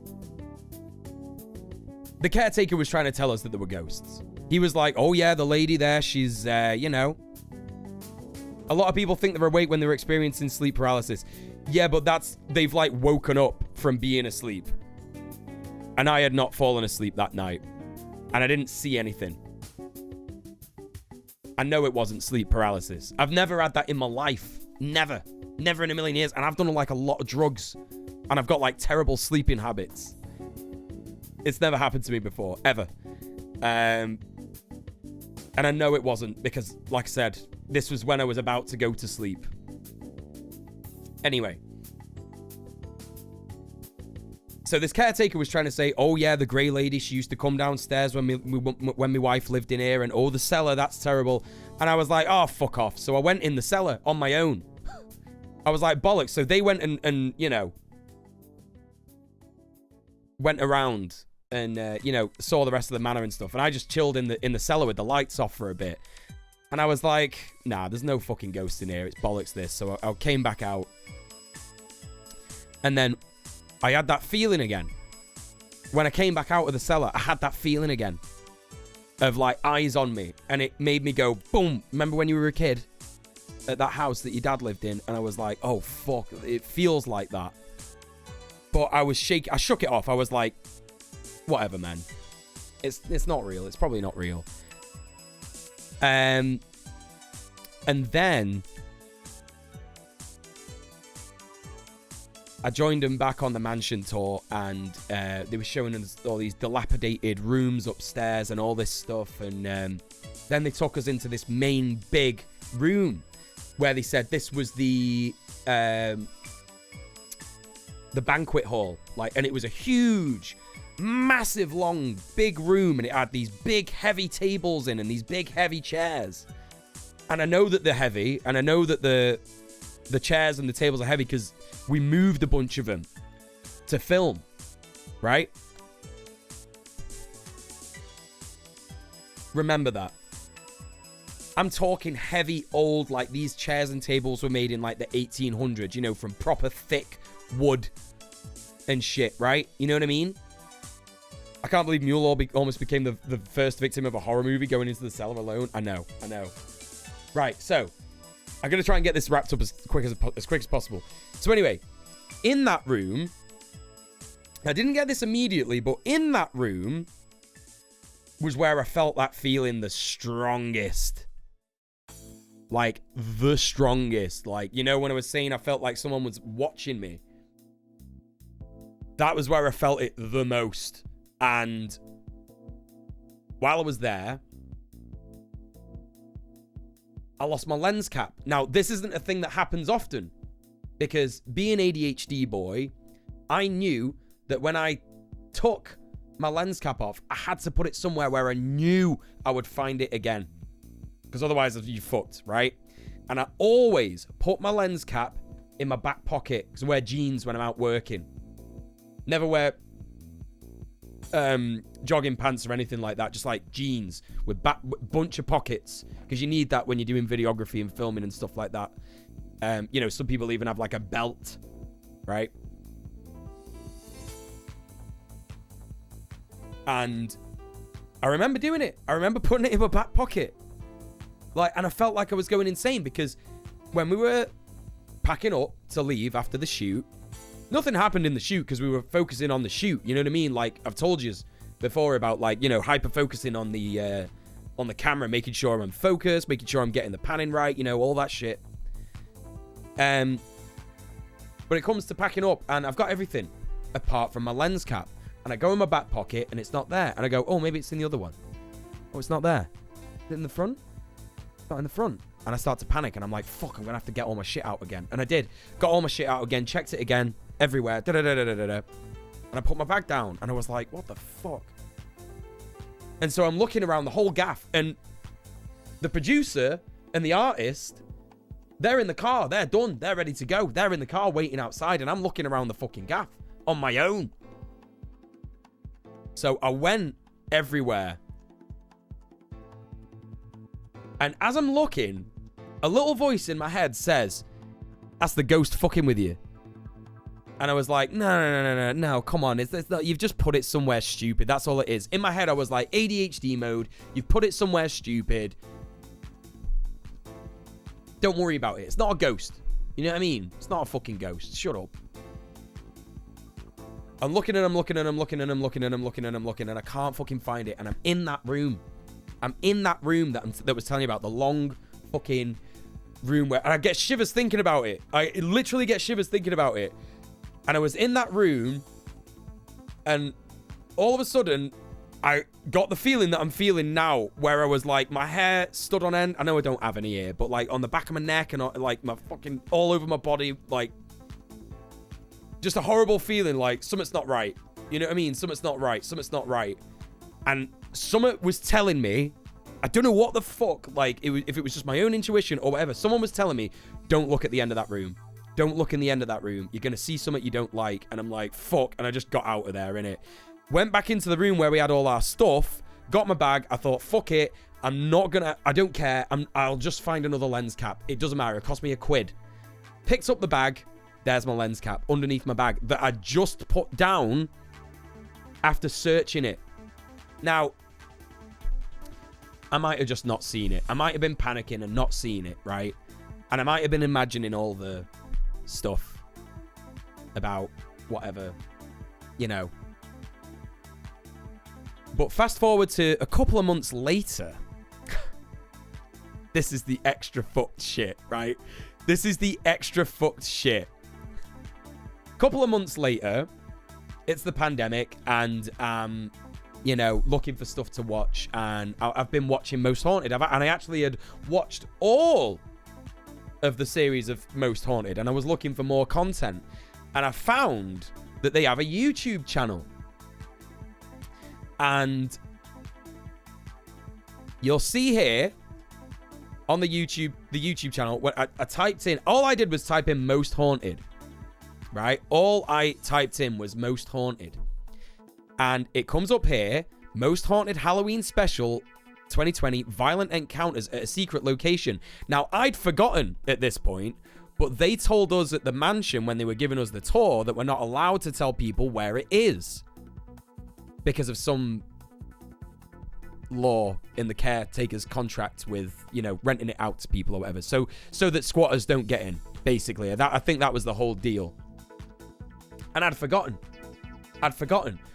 But I clicked on this video, and they're at the fucking place that I was at. They were at the fucking place that I was at, right? Insane. Right, let me just change Goblin time to Ghost time, because we're doing Ghost time now, right? Like, this was absolutely absurd, and my mind was blown. And I was watching this video, and, you know, this is just the first one that came up. They've got a YouTube channel with, like, a bunch of different videos, right? But this is just the first one that came up.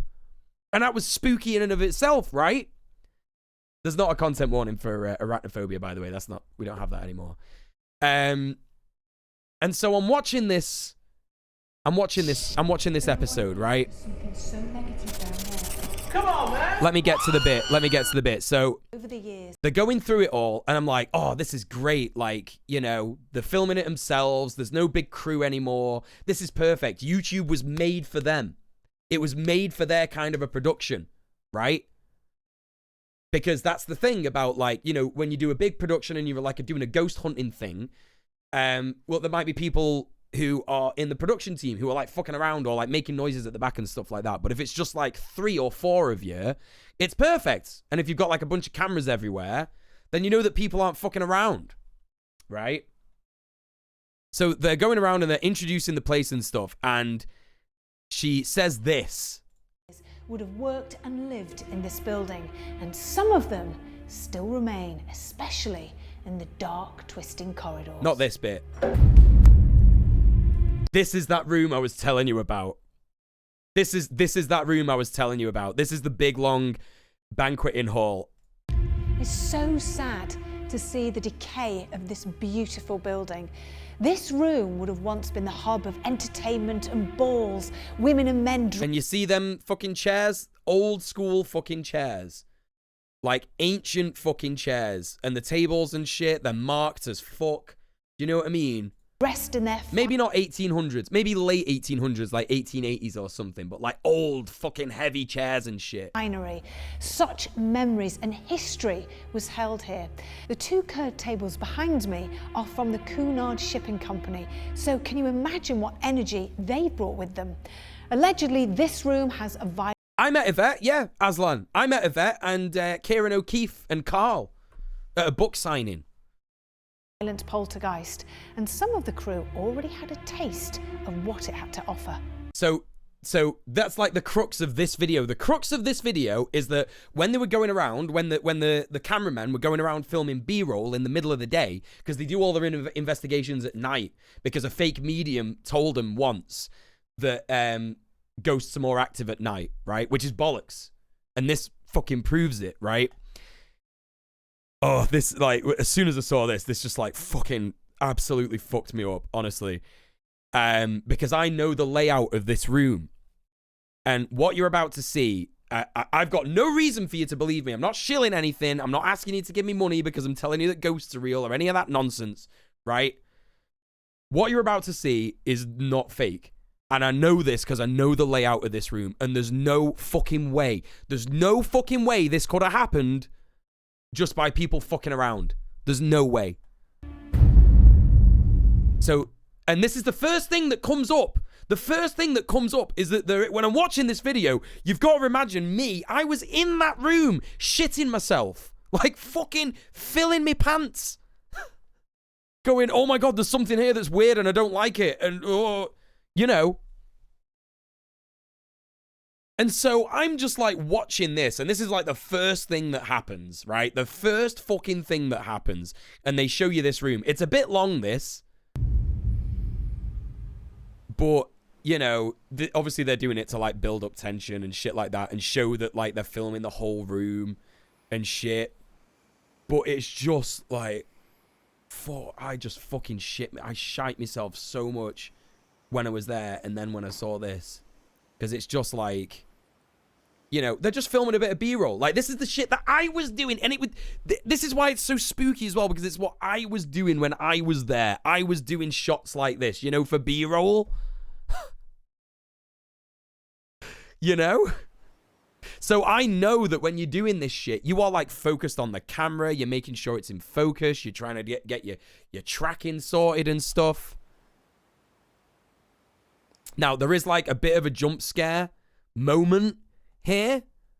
Oh, B-roll. So when you're filming, there's A-roll and there's B-roll, right? So A-roll is stuff like when you're filming a documentary, for example. That's when you're filming the people speaking, you know, the shots of the interviewer and the interviewee. That's the A-roll, right? And the B-roll is, you know, shots of people walking away, you know, just stuff like this, like, you know, long, slow, sweeping shots of things, you know, stuff like that, basically. Not sure if you're hearing any of this on camera, Carl, but I'm hearing all sorts of tapping noises around me. Yeah, filler stuff, filler shots. Hang on, I'm just going to put a content warning because it is just random when it fucking happens.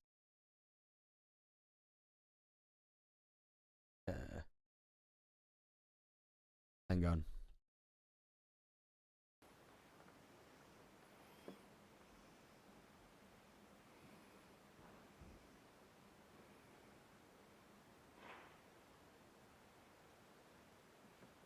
I think it's coming now.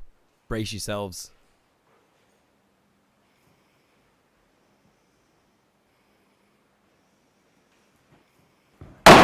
Fucking hell! Right. Now, let me fucking tell you. Let me fucking tell you, right? For that, couple of things here, right? Couple of things about this that happens, right? Let's watch it again.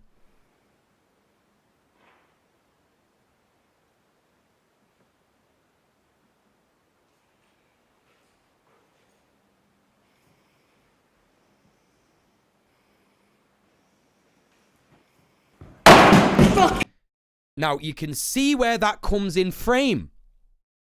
You can see where that comes in frame, can't you? Let's try and get the frame right. Hang on. Oh, there you go. Right, you can see it there. You can see it there. Like right at the fucking top of the screen. Right? So, where that's come from is like up. Like fucking up. You know what I mean? I'm not going to be a killjoy. I don't give a fuck what you say. I don't fucking give a fuck what you say. I was in this room. I know how heavy those chairs are. I know that if you wanted to fake that and throw that fucking chair from where it's come from, you would have to be up a fucking ladder on top of the thing that's like, I don't know, like the bar thing, right? You'd have to get a ladder and put it up the bar thing. You'd have to get up there. And you'd have to chuck it with your whole fucking strength. And it's just like, no way. No way.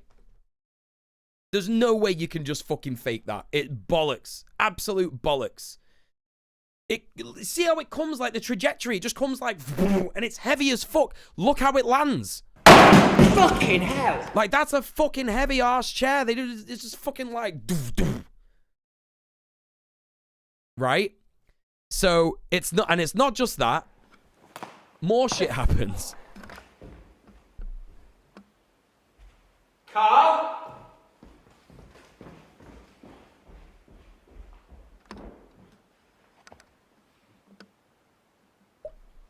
Let me just scoot this on.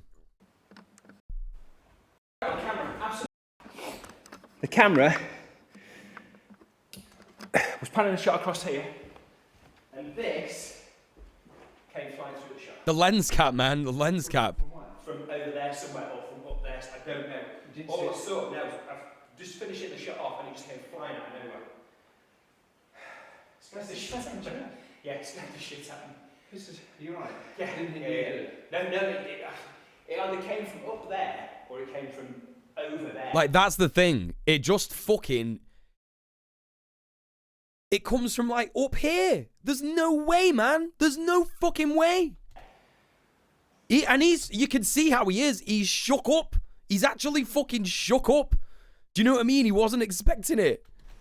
You can physically see... Fucking hell. Sorry, they just repeated it. They just replayed it. Fucking hell. It's mad. And it's thrown with, like, extreme force in it. Do you know what I mean? Madness. Anyway.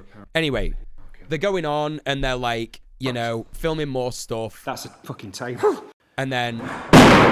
Jesus Christ. One of the tables just flips itself over. Right. And this space here where he's walking past, right? I just want to reiterate, I've been in this room. I know the layout. These tables and chairs are like, there's like a little space in between. Do you know what I mean? Where he's not filming there. Someone could be hiding there. I'll give you that. I'll give you that. Whatever the hell that is. My problem is Most Haunted's reputation makes me question that sort of stuff. Okay.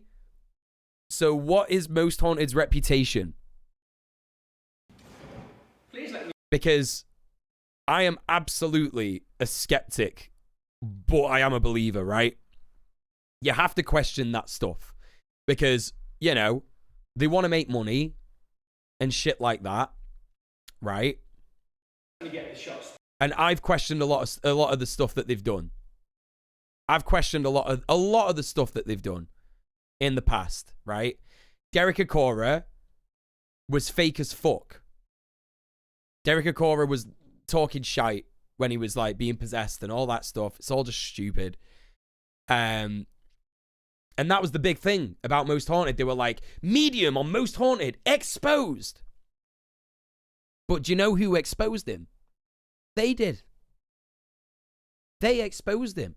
They did it when they went to somewhere in South Africa. Like a parapsychologist said, let's give him some information without knowing. Do you know what I mean? Like, without like doing it directly. Let's just like say it within earshot of him. And they said, the Most Haunted's reputation is for fake stuff. The one people often point to is the spoons being thrown by the cameraman. And they were like, whoa, we're being attacked. I've not seen that. I'd love to see that for sure. Yeah. I'd love to see that. Because I don't know what you're on about. I've never heard of that. I've looked for so many things about Most Haunted, about like it being fake and stuff like that, especially when this happened. Because I was there. And I know the layout of this room. And I'm like, it couldn't have fucking happened. There's no way they faked it. They just didn't, right? And it's so rare that they get shit like this on camera. Do you know what I mean? If they were going to fake shit like this, they would have done it years ago. They would have done it fucking years ago. I don't know. I guess you could argue that on YouTube, they've got more free reign. They're not going to get fucking, I don't know, whatever. Most Haunted apparently shelved so many episodes where nothing happened. That's the thing about Most Haunted. That's why I actually believe Most Haunted over these other fucking shows that are in, like, you know, America and shit like that, where they're like, yeah, look, this guy, they're doing a Ouija board, and, you know, you can fake a Ouija board dead easy. It's whatever, right? But there's so much in Most Haunted where nothing happens. And it's like a 20-minute long show, and they're in these places, like, all night. And they just, like, show so much where it's like nothing. Nothing happens. Ever, right? Anyway, that's what makes me believe that these guys are serious about it. Like, I genuinely believe that they do believe, and they wouldn't want to fake shit, you know? The show first. Start throwing things around. But anyway, the table flips over, and the table is the most believable thing for me. The chair was insane, but there is a bit of me that says, okay, maybe they, like, climbed a ladder, or they had a guy up there, and they threw it, right? But those fucking tables flipping over, those are mental. Those are absolutely mental. Like, they are so heavy. When we moved those tables, it was, like, ridiculous. You know? Anyway. Yeah, can we make a ghost hunting show with 360-degree cameras? If I had the means to, you have no idea how much I would love to go to a place like, to this place and do a ghost hunting thing. You have no idea how much I would love to do that. Like, if I had, like, the $2,000 that I needed to get, like, a whatever you call it, it's like a signal booster for 4G, and you can use that to, like, stream from different locations and stuff. You can, like, take a laptop there and, you know, get, like, hook it up, like, hook OBS up to, like, a bunch of, like, Wi-Fi cameras and stuff. You know?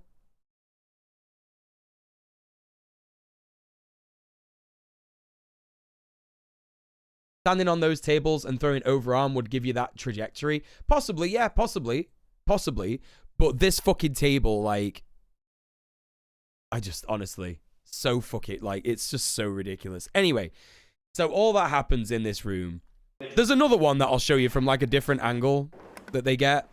So, like, they're showing both pieces of footage here because, like, one guy is in a room and one guy's in the stairwell and another guy is just, like, in that room, and they've put a camera in there, obviously, because they're like, oh shit, it's popping off in this room, so let's stick a fucking camera there. But unfortunately, they don't get it again. And this one looks like they could have faked it even more because it slides across the floor. But it, you know, it's just, I guess they're trying, you know what I mean? I'm hearing all sorts of shit down here, dude. Hey, Dave, how you doing? Where is this? It's like an old manor near Liverpool. I can't remember exactly where it's called.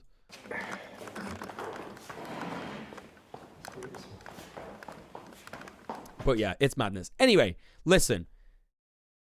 Now, you're all thinking like, Muel, if you saw these hacks on a ghost show where they've like definitely faked stuff in the past and shit like that, and that's what you believe in ghosts just because they went to a place where you had a funny feeling once. That's a pretty lame excuse for believing in ghosts, right? You're probably thinking that. But even at that point, I wasn't ready to say that that's a dead person, right? Because what I was thinking in my head was like, okay, ghosts probably aren't like dead people, right? They're probably not like ghosts like that like throw stuff and move stuff or anything like that. That's probably like some kind of like thing that we don't understand in science. It's like a buildup of electric energy, like electromagnetic energy or something like that, right? That's and I still believe that. I still believe that stuff like that happening is like a buildup of electric energy that we don't get. Do you know what I mean? And shit like that. We don't understand it. That's what I believe. That's what I believe. Also, hey, Master of the Art. How you doing? And this is a mad thing. This is a mad fucking thing, right? This is the most intense shit that's happened to me. And I feel a little stupid saying it because I've heard people say stuff like this to me in the past and I've gone, whatever. So listen, if you do feel like that, whatever. I'm not arsed. I don't care. I don't want you to believe in ghosts. I'm just telling you why I do, right? Because it's become a thing. You know, we joke about it on Red Planet. We joke about it on the stream and shit, right? So, a couple of months ago... Thanks for ghost time. Smutty Baba Yaga, thank you so much for the 15 quid. We're at £84.99 of the June dono goal already, and we've only just edged into June. It's only just midnight. Thank you so much, everybody, for donating tonight. Really appreciate that. Right. So, listen. A couple of months ago, my dad started talking to his estranged brother. Now, this guy, extremely conservative guy, basically my dad is the kind of guy that ran a business and then sold it off so he didn't have to work anymore. But understands still what it's like to be a poor person. Even though he's rich, even though he's wealthy, he remembers what it's like to be poor. So he never spoiled me.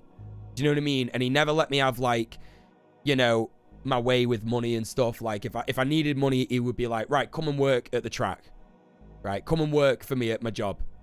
At my business. And I would have to do things like fucking horrible things, like fucking sweeping the entire warehouse floor and, like, you know, shit like that for like 50 quid a day, right? You know, just really shit. My dad exploited me as a worker, basically. It was really bad. But he never let me, like, you know, think I could just ask him for money and that was it, right?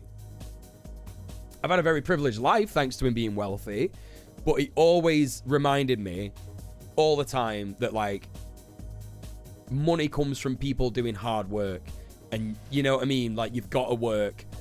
You can't just like, you know, magic money out of shit like that. That's not right. You know what I mean? People just like getting money out of nowhere and stuff. So he's always had like a you know, connection with the common man, right? The working class. But my uncle, his brother, one of his brothers, not really like that. He was like the opposite. He became, when he made his money, he became very, very uptight and very, very no, I'm better than those people. I'm better than those people who raised me and shit like that, right? And so they all fell out, obviously, because he's a twat. And he recently, randomly, started speaking to him again. And it's because he's very sick. And, you know, the kind of sick, like, he's in his 70s. He's not really thinking right. He's, you know, very slow.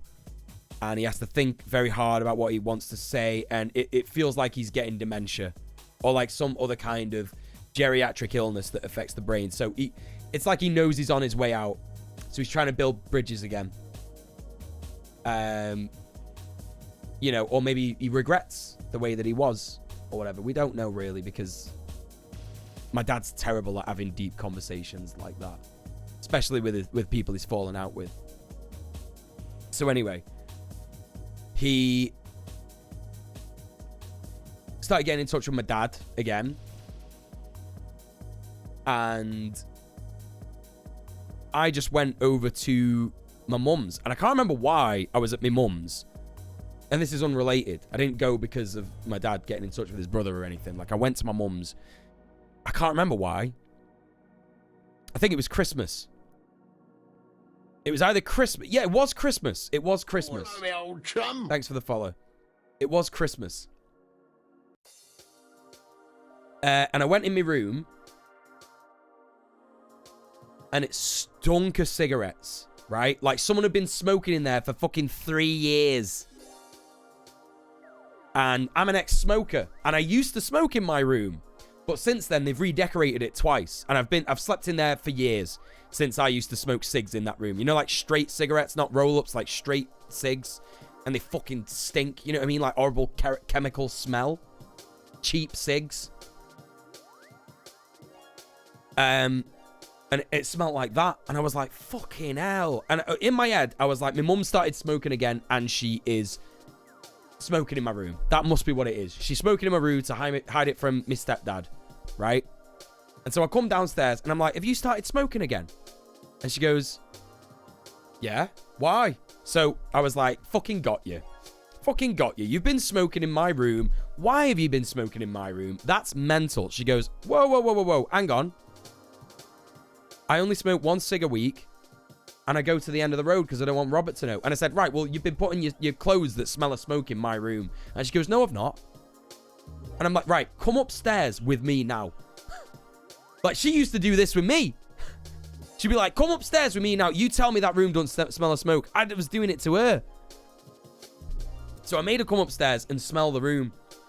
And when we got in there, I'm not fucking lying, it didn't smell anymore. Now, instantly, I thought, I've got COVID. I'm imagining smells. I've got COVID, right? That's what I thought. I thought, fuck.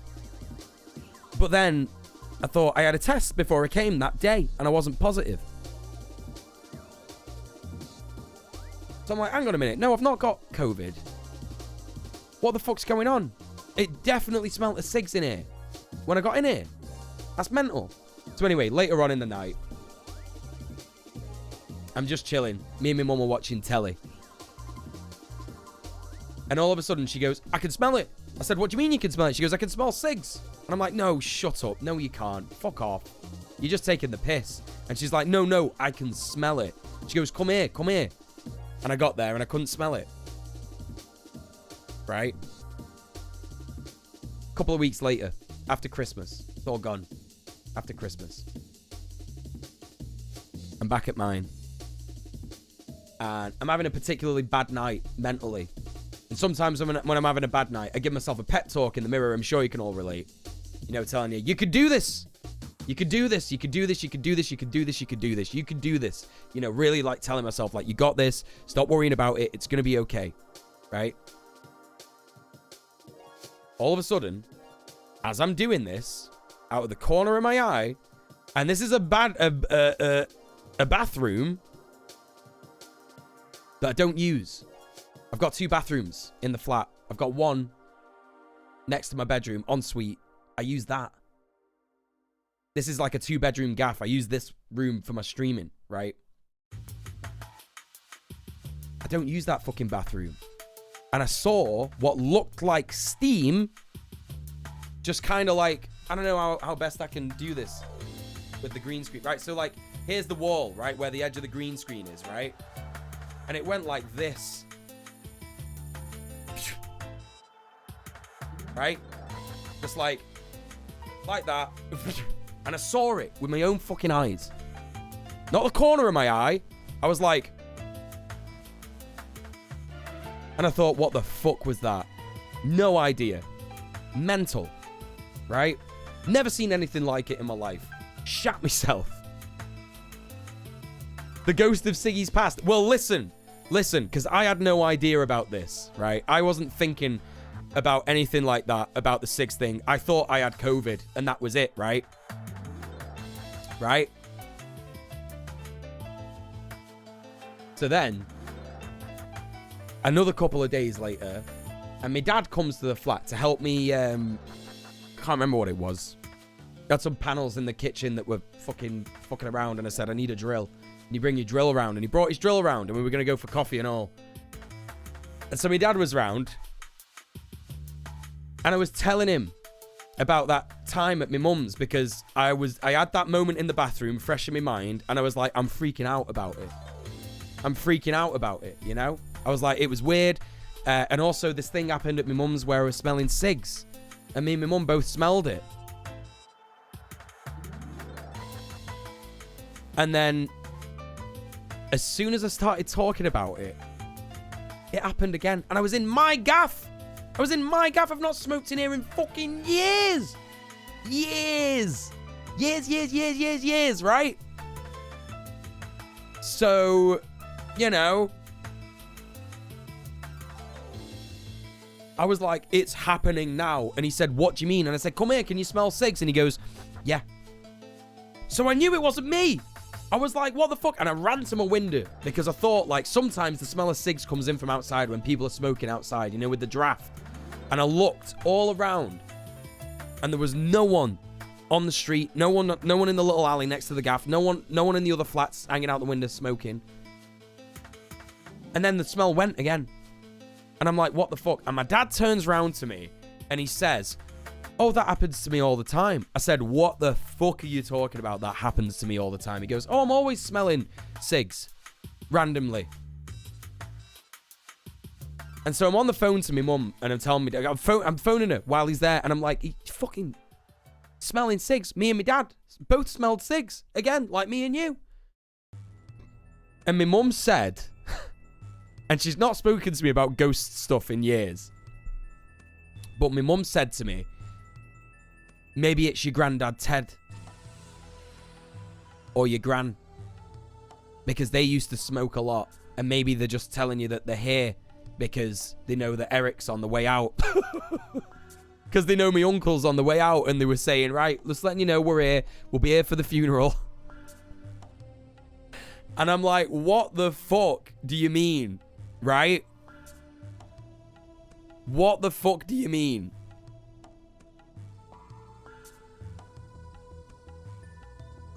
And so then I'm thinking about it, and then I go to the sink and I'm washing up, and my dad's gone. My dad and Becky are gone, my stepmom, and I'm washing up, and I'm thinking about it, and I'm like, is it really my granddad? And I said, Granddad, if it's you, make me smell cigs again. And it just fucking happened. It just fucking happened. Smelt it. So it wasn't just the most haunted thing. It was that literal interaction where I asked me granddad to make me smell cigs, and it fucking happened. And I was like, okay, there's some shit that we just don't get in this world. There's some shit that we just don't understand. You know? We just don't understand it. And that's why I believe in ghosts. So now you know. Now you know. I don't care. I don't need yous in the chat saying, oh, I don't know if that's the ghost. Oh, it's a nocebo effect. Oh, devil's advocate, I get unrelated smells all the time. Don't care. Sorry, don't care. I believe you, but I don't care. To me, that fucking solidified it. And that's why I believe in ghosts. I don't need you to believe in ghosts. I'm not bothered. I don't fucking care. If you think I'm nuts, if you think I'm just like, whatever, you know? You think if Pops was there, he could say something. Yeah, but could he, though? Could he, though? Are they able to talk? Is that why they make us smell ghosts? Is that why they make us smell? Is that why they make us, is that why they, like, knock things over and shit? Because they can't talk to us. Do you know what I mean? That's the one thing that they can't do, or whatever, you know? Who knows? Who fucking whatever. But that's why I believe in him, you know? Which ghost would you want in your dream blunt rotation? Kurt Cobain, 100%. Kurt Cobain. It's got to be. Yeah. I've had a few ghost shites in my time. That's the closest I've come. If ghosts are real, which place would be most haunted? Oh, it'd be battlefields. Absolutely. Battlefields. Auschwitz. Old concentration camps. You know? Places like that. Where there's just like a horrible amount of, you know, like fear, like residual fear and hate and, you know, upset and pain. Places like that. Guantanamo Bay, 100%. That'll be haunted as fuck because people have died there for sure. 1000%. Also, hi, Andy, by the way. And hi, Big Dill. Go check out these awesome streamers in the chat, everybody. I gotta say, that's one of the best ghost stories I've heard so far. Listen, I can spin a good yarn, you know? If I just said to you, oh, I smelt cigs one time and I thought it was my granddad, you'd be like, whatever. Whatever, dude. Whatever, dude. You know? But because I gave it the tension. I mean, this is my job. This is my job. I'm an entertainer. You know, I'm a streamer, right? I'm a streamer. It's funny that this has filled up the goblin time. And I'm so sorry, by the way, to agree that instead of like, you know, watching the weird guy. Listen, let's watch the weird guy tomorrow. I've taken us to the end of the stream, sadly. I don't have enough time for React Andy content. Andy.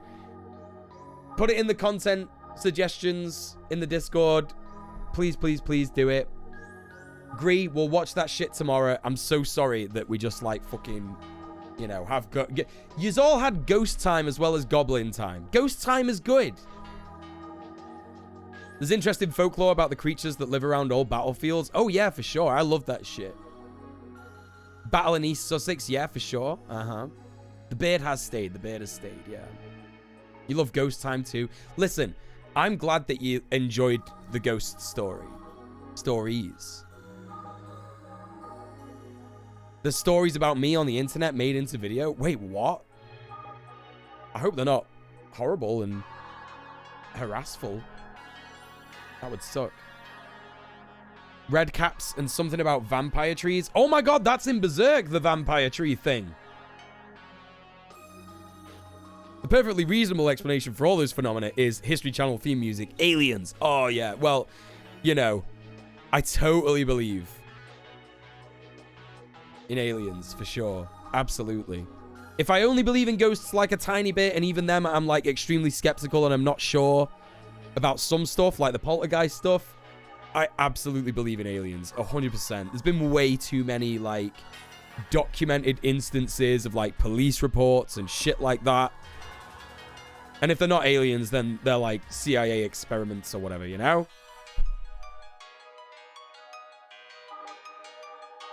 Did you ever find out what was at the end of the room with the heavy tables?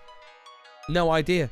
I've no idea what that phenomena is with the fucking, with the tables flipping and shit like that. Poltergeist, I don't know if it's a ghost or whatever. Who knows? Who knows? See, and there's no one in Poland that lost a modicum of their sleep because of some souls of millions of unconsoled souls. I don't know if that's true.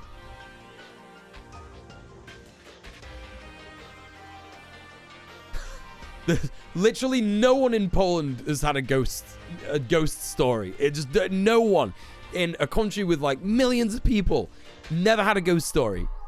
Never. No way. Fucking hell. But yeah, anyway, like I say, I'm not here to argue with you.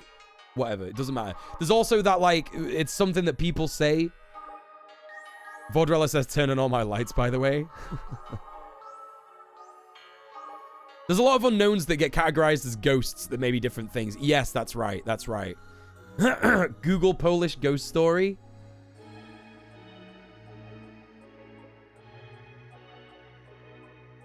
Yeah, there's loads. The most haunted places in Poland, yeah. Also, happy Pride to the UK in that time zone. Oh, yeah, it's Pride Month now, yeah. It's Pride Month. No, that's all right. I don't mind Googling it anyway, yeah, because, like, there is a bunch, yeah. There's a bunch. There's so many pubs that are said to be haunted, yeah. It literally doesn't make sense that we're the only sapient life in the universe. Yeah, there's no way. There's no way.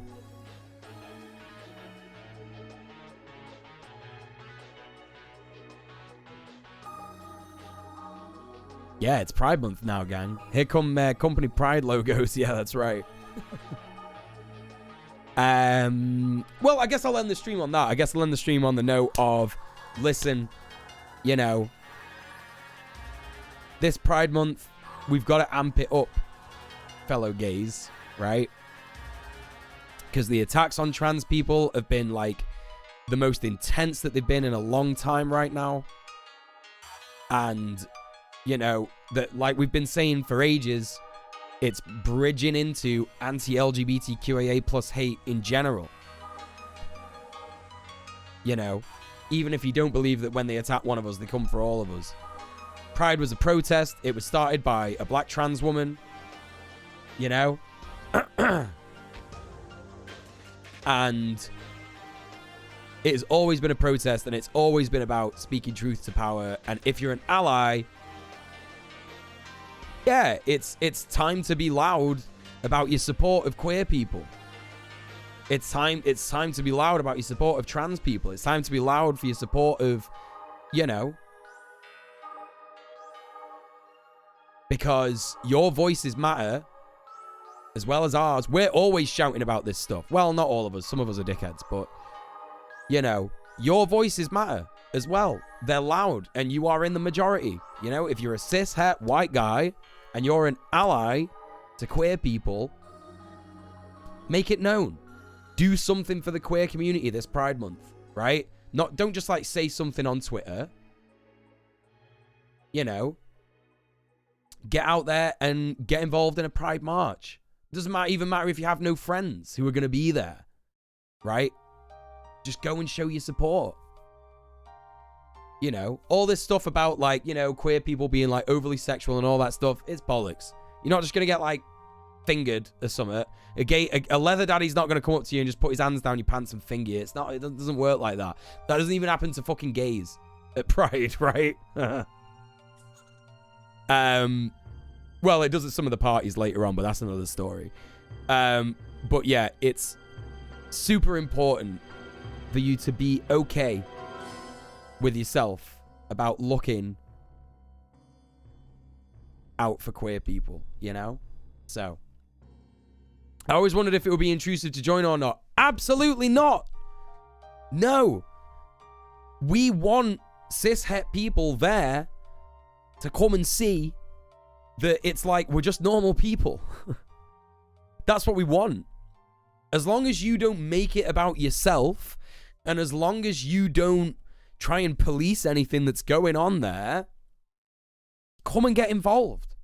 You know, hell, come to the parties afterwards as well. We don't fucking care. Like, the more support that we have, the better. You know, as long as you aren't that kind of cis-het guy that comes to just, like, watch and laugh at us. You know? Or cis-het woman, because they could be just as bad. That's solidarity, right? That's solidarity, innit? We want you to see us. And we want you to show us that you care. That's all it's about, you know? That's all it's about. So yeah.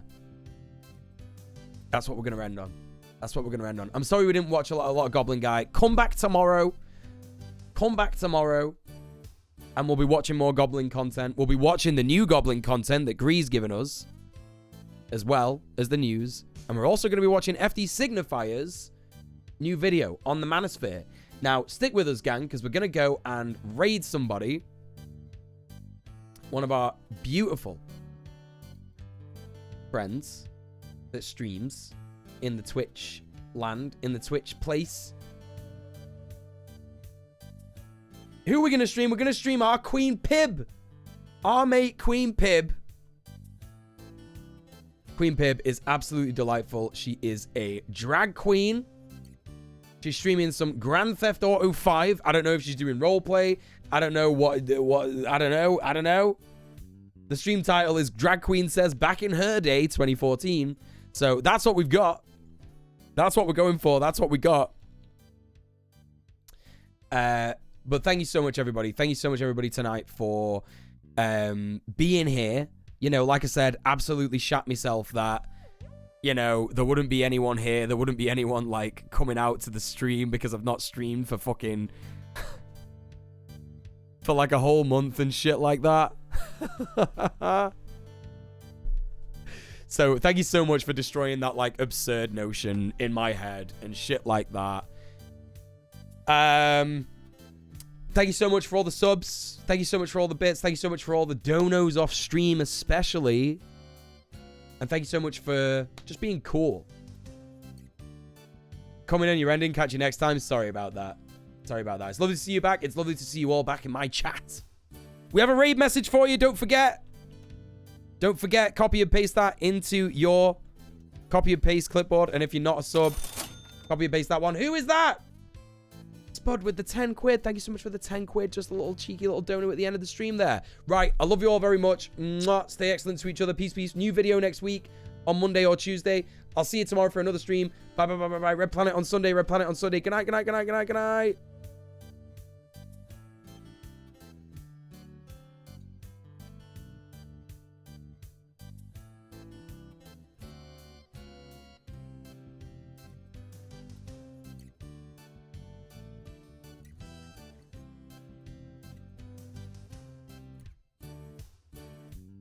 Hello, my old chum.